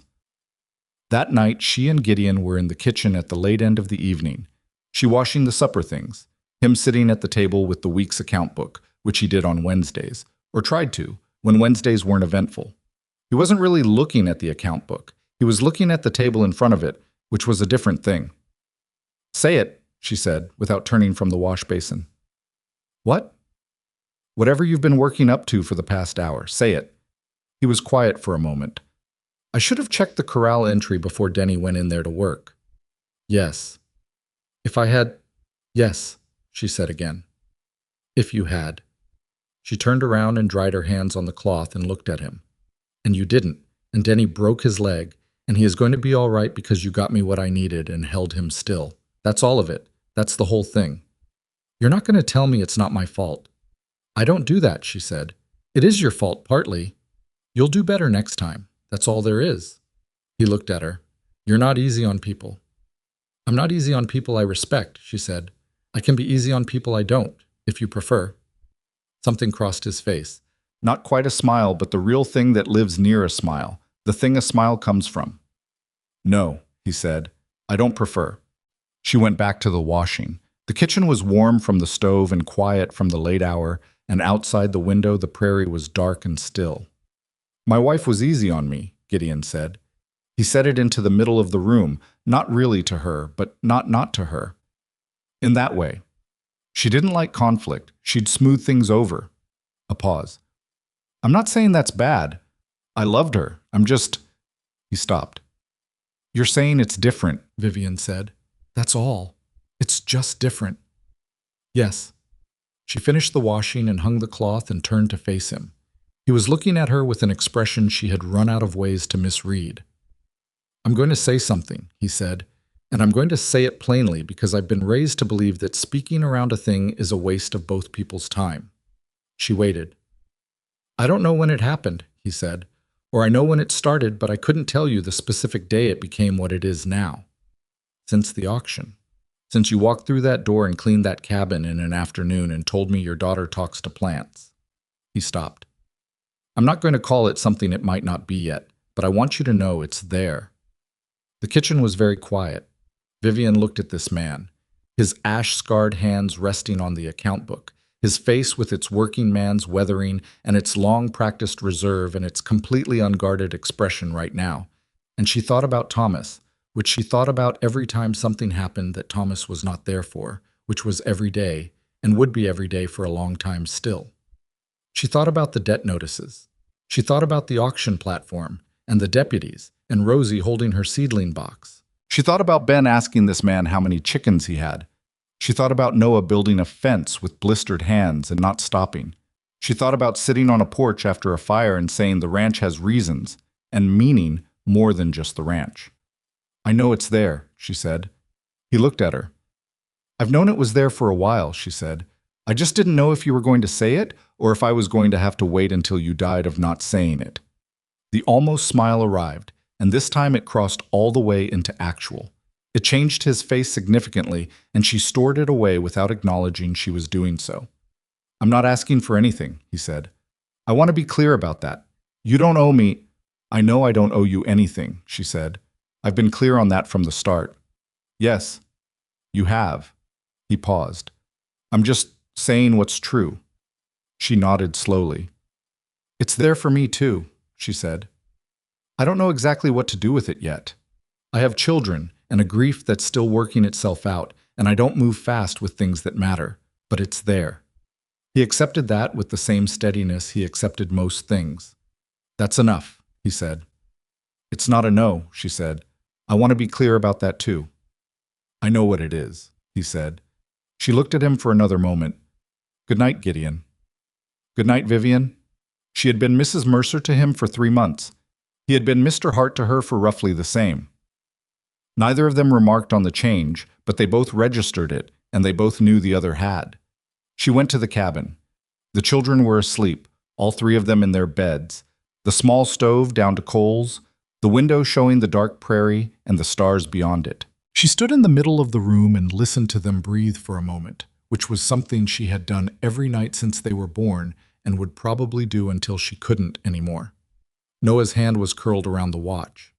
She sat on the edge of her bed and thought about Thomas for a while. Not painfully, or not only painfully, just truly, the way you think about someone who is real and who is gone and who left a shape in things that doesn't go away. She thought about what he would make of all this. She thought about his humor, which had been dry and unexpected, and his optimism, which had been genuine even when it was dangerous. She thought about how he had loved their children with a completeness that she had never once doubted. She thought he would want this, not immediately. He would want to be mourned properly first. But after, yes, he would want his children safe. He would want her to keep going. He had never been a man who asked people to stop on his account. She lay down and looked at the ceiling. In the morning, she was at the stove before first light, the way she always was. And Gideon came down the stairs the way he always did, and Ben appeared from the cabin the way he always did, before anyone had said he could get up, trailing a blanket and his complete confidence that he was welcome everywhere. Gideon poured a cup of coffee and handed it down to Ben, who took it with both hands and drank it in the way a 4-year-old drinks coffee when someone has filled 90% of the cup with warm milk. Vivian watched this without saying anything. Gideon, Ben said. Yeah. Can I learn horses too? You're 4. I know. Ben considered this seriously, but I'll be 5. Gideon looked at him with the expression she had seen him develop specifically for Ben, a kind of helpless, exasperated fondness that she was fairly sure he hadn't been expecting to feel for anyone for a long time. When you're 5, he said, we'll talk about it. Ben nodded. That was good enough for him. 3 weeks after Denny's accident, on a Saturday afternoon, Noah came to find Vivian in the main house kitchen. He stood in the doorway with his hands in his pockets and his face doing its thing, the invisible accounting, the weighing of something that was taking up more space inside him than he'd been letting on.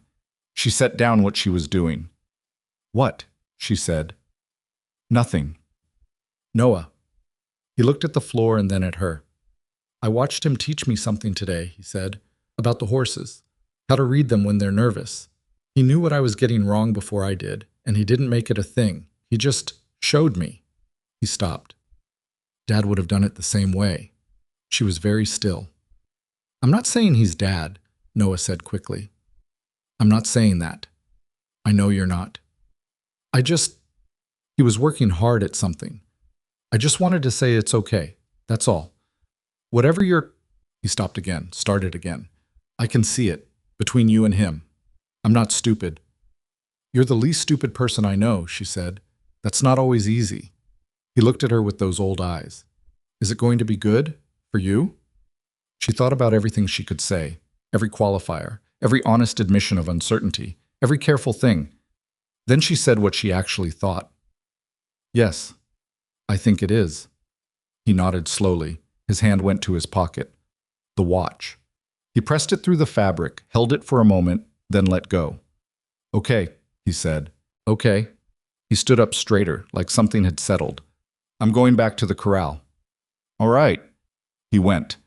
She stood in the kitchen for a long moment with her hand on the counter, and the afternoon light coming through the window, and the sounds of the ranch around her, horses and boots, and a distant conversation between Cruz and Pharaoh, and somewhere the specific sound of a hammer that she was fairly sure was Gideon working on the barn joint.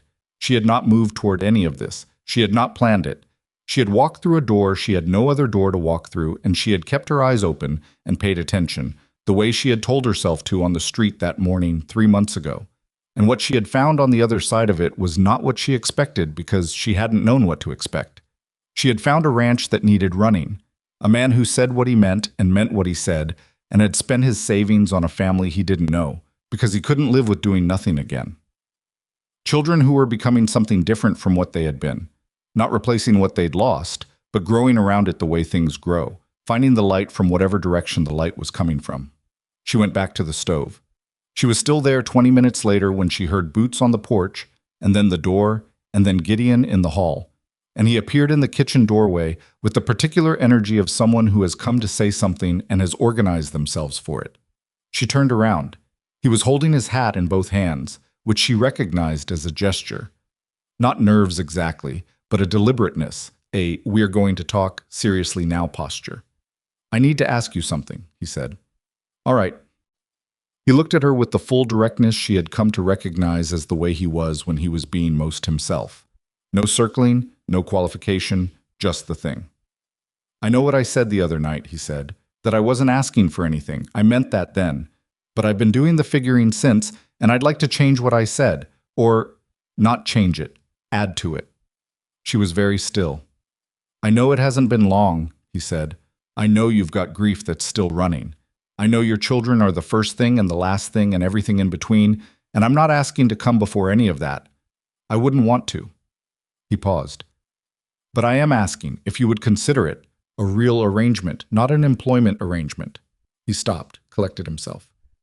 I mean, I would like you to stay because you want to, not because you have nowhere else to go. The kitchen was very quiet. She looked at him, this man who had walked through a hostile crowd for strangers, who held sleeping 4-year-olds with a stiffness born of being unprepared for the geometry of it, who told her the truth when the truth was uncomfortable and accepted it back the same way, who said, I know what it is, instead of pretending it was other than it was. I need you to understand something first, she said. Tell me. My children are not something that happens alongside a marriage. They're not a condition you accept. They're the thing. They are who I am, all of what I am. I know that, he said. I knew that from the auction. I bought the whole family. That wasn't an accident. She looked at him for a long moment. Noah said it's all right, she said. In case you were wondering. Something shifted in his face that was larger than an expression, a whole internal thing moving. When did he say that? This afternoon. He was quiet for a moment. When he spoke, his voice was different, careful in a new way. He's a good kid. He's a hard kid, she said. He's a good kid. Both, Gideon agreed. She looked at him across the kitchen, all the distance that was left between them, which was not very much. She thought about Thomas one more time, not painfully, not as a comparison, just as herself, as the woman who had loved him and lost him, and kept going anyway. She thought, hearts don't erase love. They grow. She didn't know where that had come from exactly, but she knew it was true. Yes, she said. He looked at her. Yes, she said again. That's my answer. He didn't move toward her and she didn't move toward him. They were both, she thought, people who had learned to be careful with things they didn't want to break. But he smiled, really, fully, in a way she had not seen him smile before, a smile that used his whole face and changed it completely. And she thought, there it is. There's who he is when he isn't keeping things carefully. All right, he said. His voice was rough. All right. She turned back to the stove. Supper's in an hour, she said. Go finish whatever you were doing on the barn joint before it gets dark. She heard him put his hat back on. She heard him go. She stood at the stove and let the warmth of it settle against her hands, and she thought about nothing in particular for a moment, just the kitchen and the sounds of the ranch and the specific quality of an evening that was ordinary in every way, except that it wasn't, that something had shifted in it permanently, and that forward was still the only direction, and that the person walking forward now was not the same as the one who had stood in that empty street 3 months ago and told herself to keep her eyes open. She had kept them open, she had paid attention, and this was what she had found. They decided on a simple wedding, which was not a decision that came easily to anyone except the two people getting married. Walt had opinions. He expressed them on a Tuesday morning while Vivian was organizing the pantry, and he was standing in the kitchen doorway, holding his hat and wearing the expression of a man who has been composing a speech and is now committed to delivering it. His position was that a ranch of this standing in this county should put on a proper occasion, with proper notice, and that doing it quietly under a cottonwood tree with only the crew present was the kind of modesty that veered into insult. Vivian looked at him over her shoulder. "Walt, I'm saying what I think. I know you are. I'm still not having 60 people I barely know standing in my yard eating food I cooked for 3 days." He put his hat on. "Fine." He left. He came back an hour later and helped Cruz and Farrow string a length of rope between 2 cottonwood trees near the creek, so there would be somewhere to hang the spare lanterns, which Vivian pretended not to notice him doing. It was a Thursday in late October, 6 months after the auction. The air had gone cool the way plains air goes cool, fast, complete, with a clarity that made everything sharper than it had been all summer.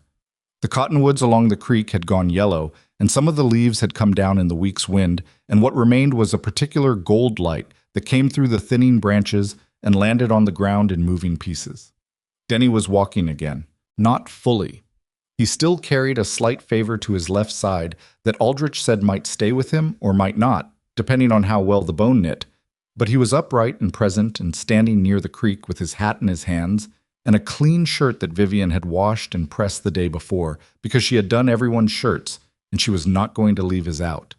Cruz and Farrow were there, Farrow in a coat Vivian had not known he owned, Cruz with his hair flattened by water into something approaching formal. Hicks stood to the left of everyone in the specific way of a man who attends things without fully participating in them, which was his nature and nobody expected otherwise. Walt stood at Gideon's right. Noah stood at Vivian's left. He had asked to, 2 days earlier, in the same flat direct way he had started asking for things since the fence. Not performing the request but just making it, the way you make a statement of something you intend to do if permitted. "I want to stand with you," he'd said, "at the wedding, on your side." She had looked at him. "You don't have to." "I know I don't have to." She had nodded once. "Then yes." He was wearing his best clothes and his hair was combed and his father's watch was in his pocket, which she knew without asking because it was always in his pocket. And he was standing at her left with his face set and his eyes clear and his hands at his sides. And he looked, in this light, so much like Thomas that she had to look at something else for a moment before she could look back. Rosie was beside Noah with a small arrangement of dried flowers she had assembled from her garden's autumn remains. Some of the herbs, a few seed heads she'd been drying, a sprig of something she'd found along the creek bank.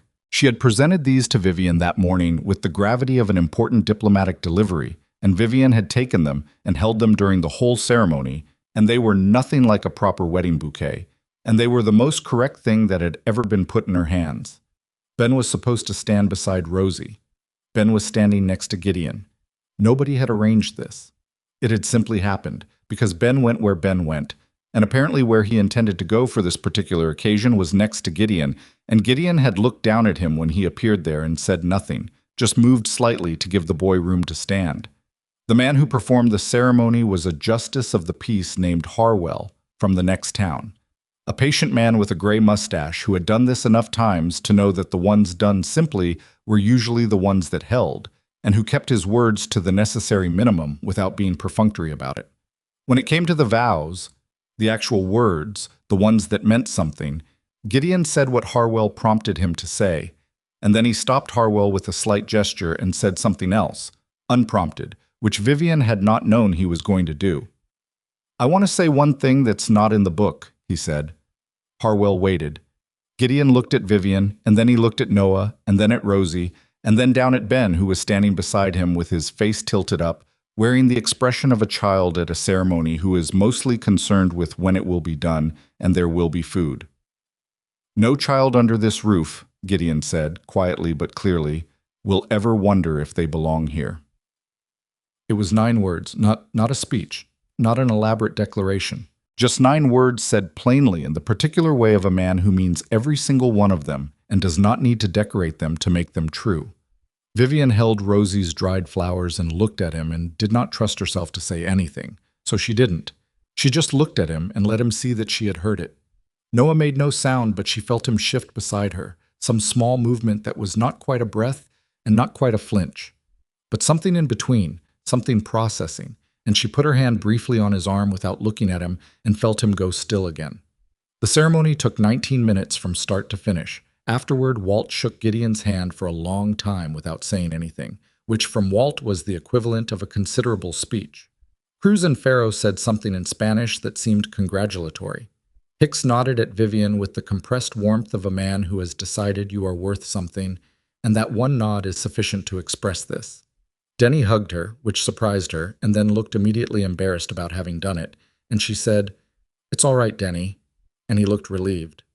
There was food. She had cooked it herself, starting the day before, and she would not be talked out of this.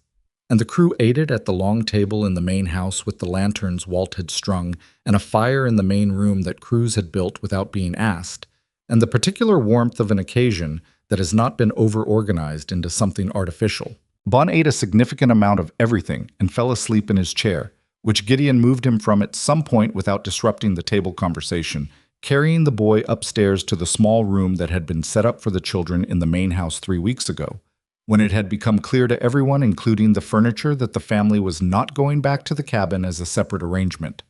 Rosie watched Gideon carry her brother up the stairs and then went back to her food. Noah watched him come back down.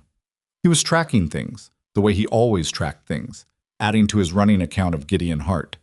He had been doing this since the first day, and Vivian had no doubt he would continue doing it for years because that was how Noah loved, slowly, with full attention, reserving judgment until the evidence was complete, and then holding on. Later, after the crew had gone to their quarters and the children were in bed and the main house had gone quiet, Vivian sat at the kitchen table and Gideon sat across from her, and they were both looking at the remains of a good evening with the comfortable tiredness of people who have gotten through something significant. "Walt cried," Gideon said. "I know. He'll deny it. Obviously." She looked at her hands on the table. "Did you mean it? The thing you said? The 9 words?" He looked at her. "Would I have said it in front of a justice of the peace and all those people if I didn't mean it? You might not have thought it fully through." "Vivian." He said her name the way he'd started saying it in the kitchen that night 3 weeks ago. No title, no distance, just her name.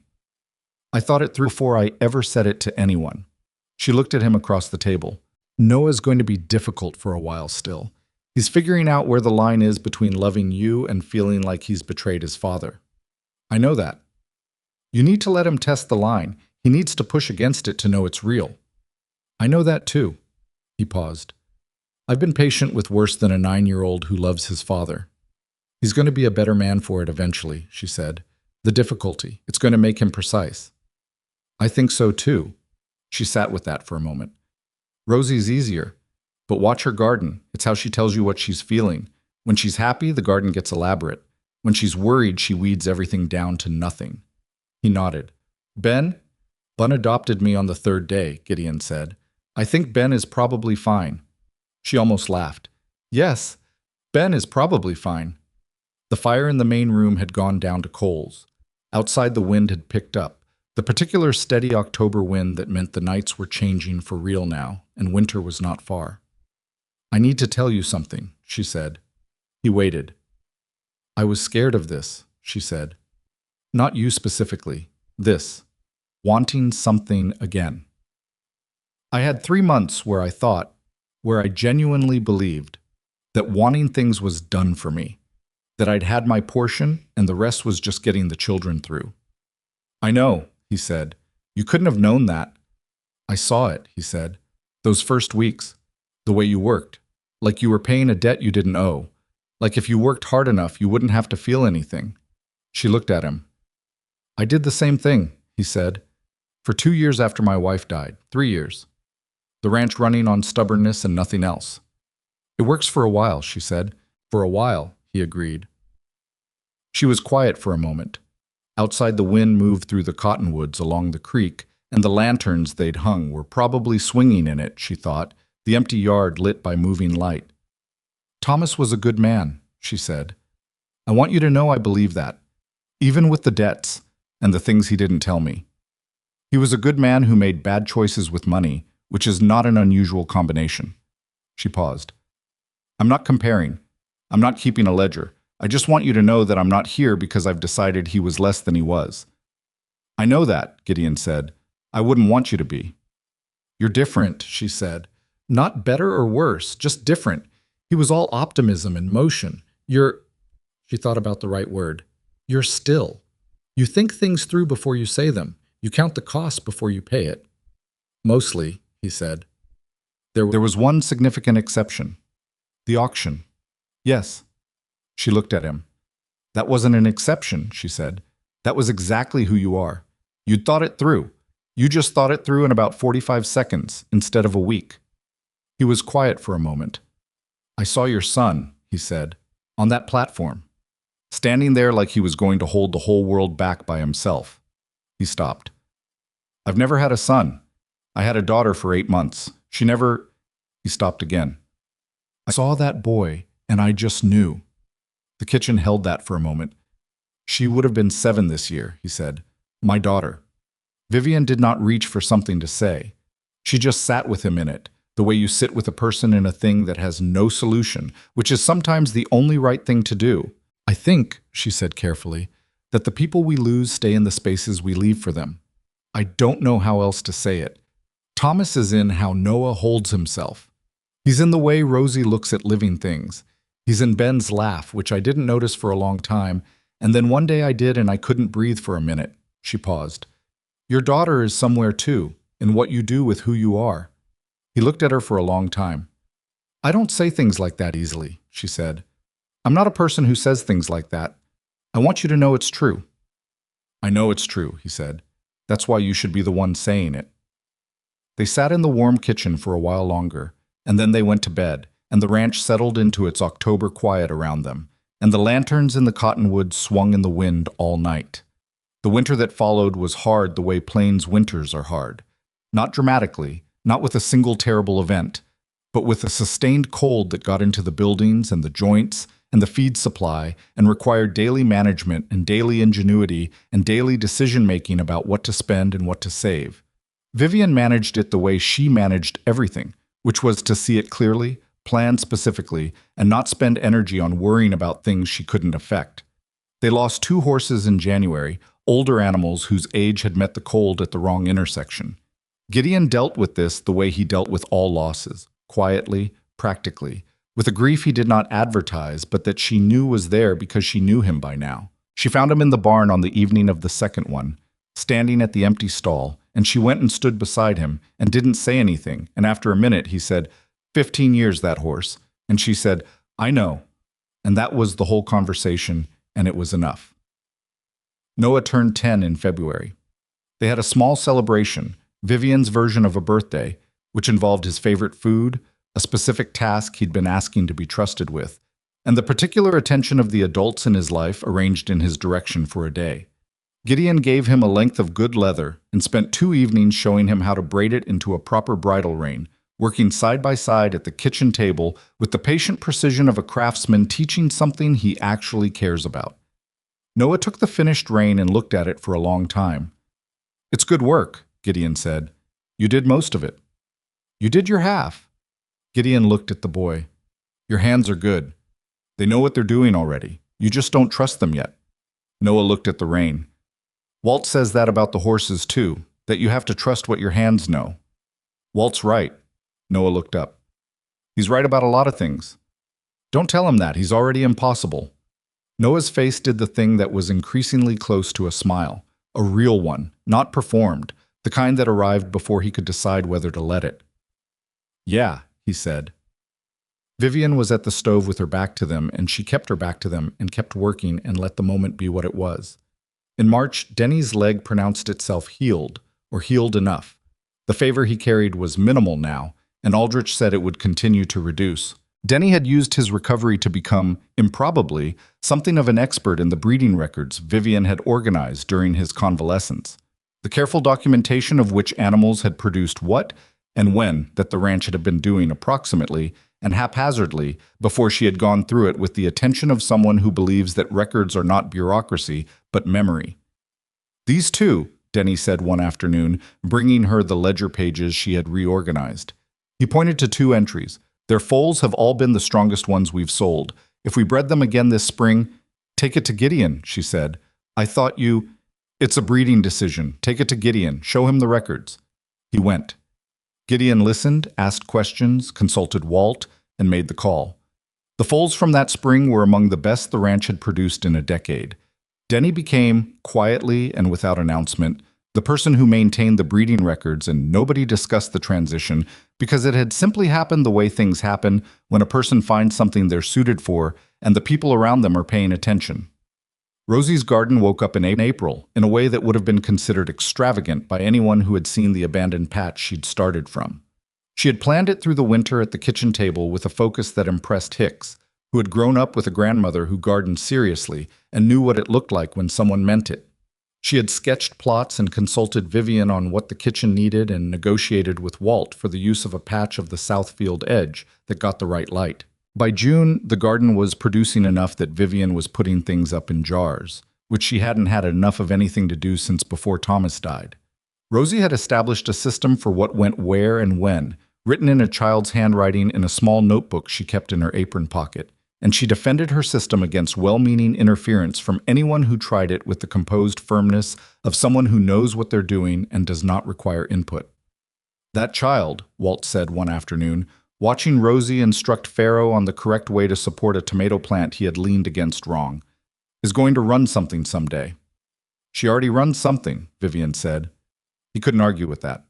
Ben turned 5 in July. On the morning of his birthday, he appeared in the kitchen before first light and stood in front of Gideon with the expression of a person presenting a legal argument. I'm 5, Ben said. Gideon looked at him over his coffee. Yes. You said when I was 5. I did say that. So, Gideon set down his coffee. He looked at the boy, solid now, a year's growth on him, with Vivian's eyes and Thomas's nose, and a character entirely his own, something that had been there from the first day on the wagon and had only gotten more itself with time. After breakfast, Gideon said. We start after breakfast. Ben sat down immediately and ate faster than he had ever eaten anything in his life. What followed was not, strictly speaking, instruction in horsemanship. What it was Gideon walking Ben along the fence line of the near corral for an hour, explaining the horses by name, by temperament, by what they meant and what they needed. Bun listened with the total absorption of a child receiving information about something he has been waiting for, and he asked questions that were, Walt said later, better questions than some grown men asked. At the end of the hour, Gideon lifted Ben onto the fence rail and stood beside him and let him look at the horses from that height for a while. Which one? Gideon said. Ben pointed without hesitation at a quiet bay mare named Ember, who was 12 years old and had been reliable since before the fire. Good choice, Gideon said. She's the calmest, Ben said, and she looks at you when you talk. Gideon looked at the boy. You notice that. She does it more with you than with anyone else, Ben said. I think she likes you best, but she'll probably like me too if I'm patient. Gideon was quiet for a moment. That's how it works, he said. Exactly how. Vivian was watching from the porch. She had come out with a cup of coffee and had been standing there for most of it. Gideon hadn't looked over at her. He was focused on Ben, but she thought, he knows I'm here. He always knows. She thought about the morning of the auction, the way she had stood in the middle of that street with nothing and told herself to keep moving. She thought about the specific arithmetic of desperation, the way you make decisions under it that you wouldn't make otherwise, and how sometimes those decisions turn out to be the truest ones you've ever made, not because desperation makes you wise, but because it strips away everything that isn't necessary and leaves only the thing itself. She had needed a place for her children. She had found one. That was the beginning, and beginnings are not the whole story. What the story actually was, the real shape of it, the part that mattered, was what had been built in the months since. Not the romance, though that was real. Not the rescue, though she'd needed rescuing and wasn't ashamed to say so. The real story was a household full of imperfect people figuring out how to be something to each other. The ranch hand who maintained the breeding records because someone had organized them properly. The old foreman who taught a boy about horses because the boy was there and listening. The girl who made a garden out of a neglected patch and ran it with a 6-year-old's absolute authority. The boy who built a fence with blistered hands because he had decided that was who he was going to be. And a man who had walked through a hostile crowd and put his savings on a platform step and said, "I'll take the whole family," not because he had calculated the return, not because he had a plan, because he had seen something that wasn't right and he couldn't walk away from it again. She had spent some time being grateful for that, and some time being uncomfortable with the gratitude, because she was not someone who found it easy to be on the receiving end of things. She had been raised to give more than she received and to consider that the correct arrangement. It had taken the better part of a year to accept that someone doing something significant for you was not a debt that had to be repaid in full before you were allowed to feel something for them. Gideon had never asked for repayment. He had asked, in the end, for her to stay because she wanted to. That was the full extent of his terms. She had wanted to. She still did.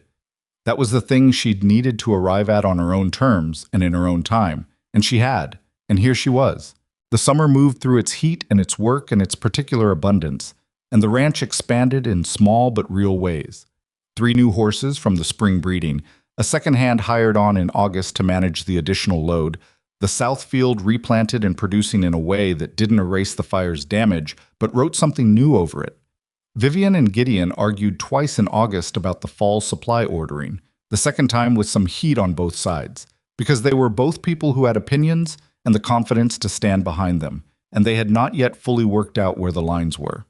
They resolved it the way they resolved most things, by laying the disagreement out flat, and looking at it until they could see where each of them was right, and where each of them was wrong, and adjusting accordingly and going back to work. Gideon was wrong about the feed quantities. She was wrong about the timing of the north field rotation. They both accepted this and moved on with the minimum of ceremony.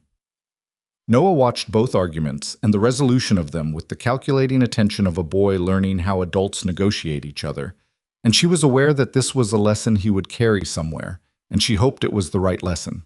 She thought it probably was. In September, a man came to the ranch that none of them were expecting. He arrived in a wagon on a Tuesday afternoon, and Vivian was at the kitchen window when he came through the gate, and she recognized him before the wagon stopped.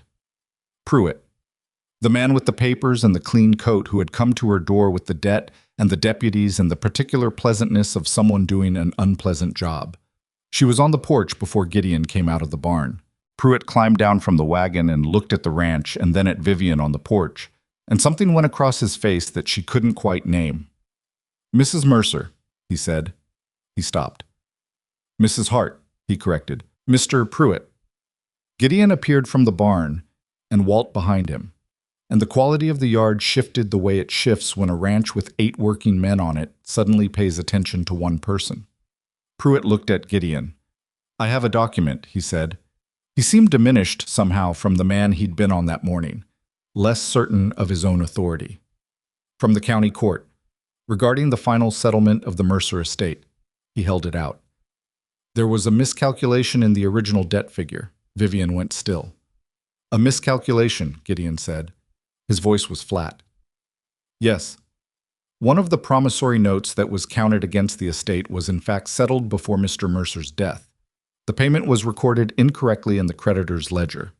Pruitt was looking at the document and not at anyone's face. "The overpayment at the auction, the amount that Mr. Hart paid in excess of the actual debt, comes to $43. Silence. Gideon looked at the document. He looked at Vivian. She looked back at him. "That's interesting," Gideon said. "That's the first I'm hearing about a promissory note." "Yes? Well, the accounting didn't catch it until now." Gideon's voice had not changed in volume or temperature. 1 year later, Pruitt looked at the ground. "There was a backlog in the county records office." Walt made a sound that was not a word. Vivian looked at Pruitt, this small, certain man who had stood on her porch with his papers and his deputies and his particular pleasantness, and she thought about what she could say. There was a great deal she could say. She had a year's worth of things to say to Harlan Pruitt, and they were all true, and most of them would feel good to say. Give him the document, she said to Pruitt. Pruitt handed it to Gideon. And the $43? Gideon said.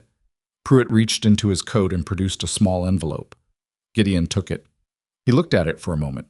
Then he looked at Vivian. She looked back at him with a very specific expression, and he read it because they had gotten good at reading each other, and he nodded slightly. He looked at Pruitt. Is the estate fully settled now? Everything closed? Yes, sir. No further claims. No further documents. None. Good, Gideon said. Then we're done here. He put the envelope in his coat pocket. You're welcome to water your horse before you go. Pruitt looked like he had expected something more than that, some anger to defend against, some recrimination that would at least give him a clear role to play. Instead, he got a man offering to water his horse, and a woman on a porch who was watching him with the composed expression of someone who has nothing left to prove to him and knows it. He watered his horse. He left. Vivian watched the wagon go down the track toward the road and then looked at Gideon. $43, he said. Yes. I'm going to put it toward the new tack. That seems right, she said. Walt said, I'll write it in the account book. Do that, Gideon said. They went back to work. That evening at supper, Noah asked who the man in the wagon was, and Vivian told him simply that it was a man from the county with a final paper about her first husband's estate. Noah absorbed this and said, Is it done now? The debt stuff? And she said yes, it was done.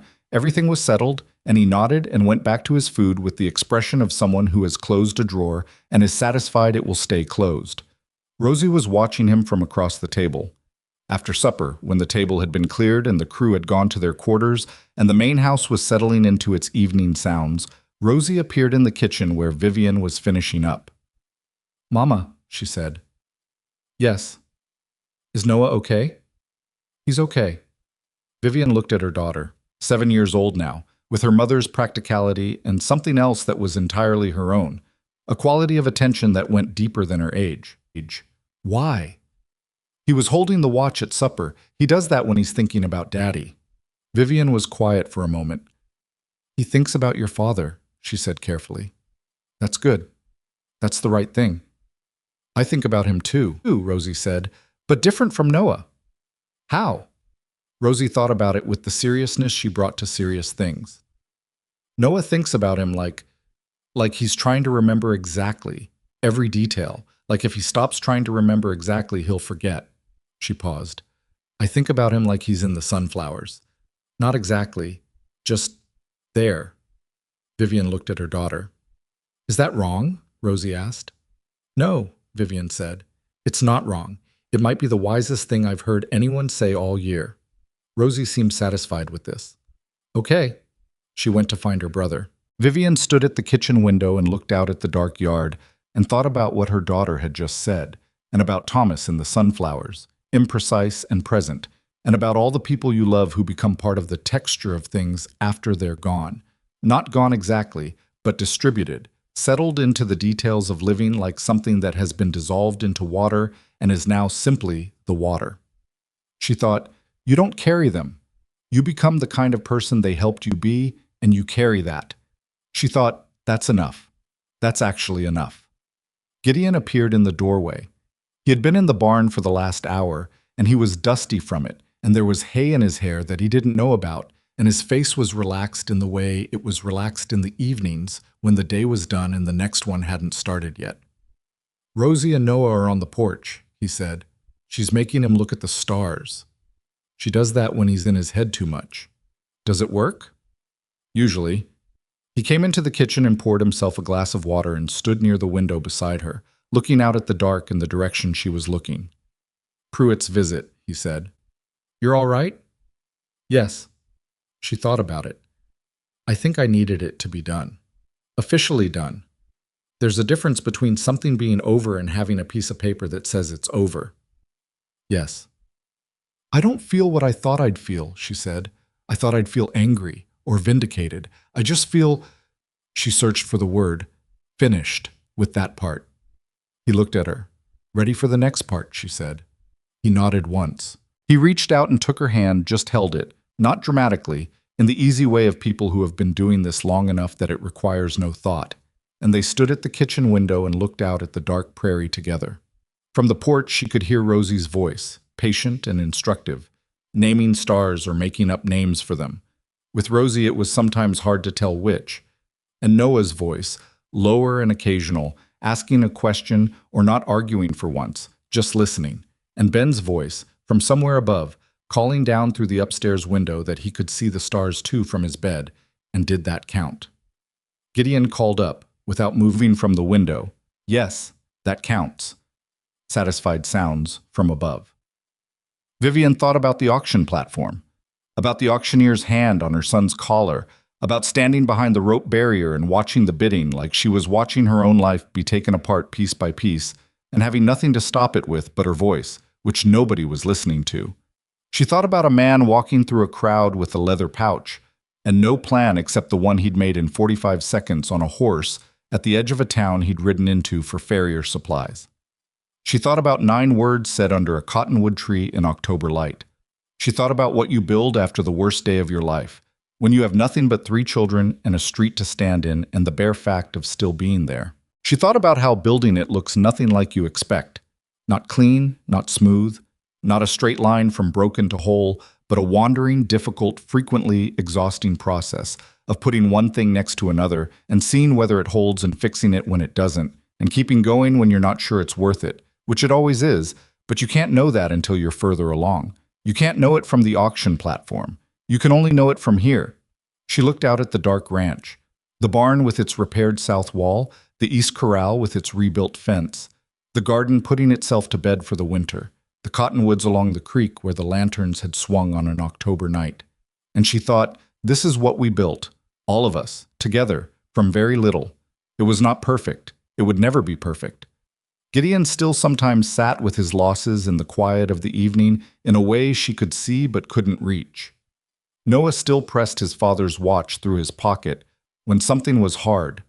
There were arguments about money and arguments about the field rotation, and moments when the weight of running something this size pressed down on both of them at once, and they were both too tired to be gracious about it. But they kept going. That was the whole of it, really.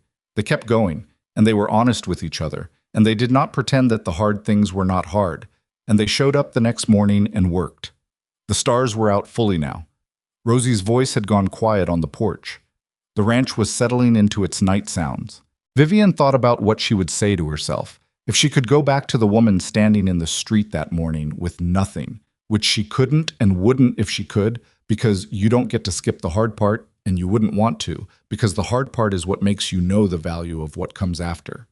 But if she could say one thing, she thought it would be this: keep walking. Not because it gets easier, not because someone will catch you, because the person you're walking toward is you on the other side of it, and she is worth the distance. She squeezed Gideon's hand. He squeezed back. From the porch, Noah's voice: "I can see Orion." From the upstairs window, Ben: "Me too, I see him." From the porch, Rosie, patient as always: "That's not Orion, Ben." From the window, "It could be." The ranch was quiet. The stars were out. The family was all in one place. And from that night forward, no one who lived on that land ever had to wonder whether they belonged to it. They did. They always had.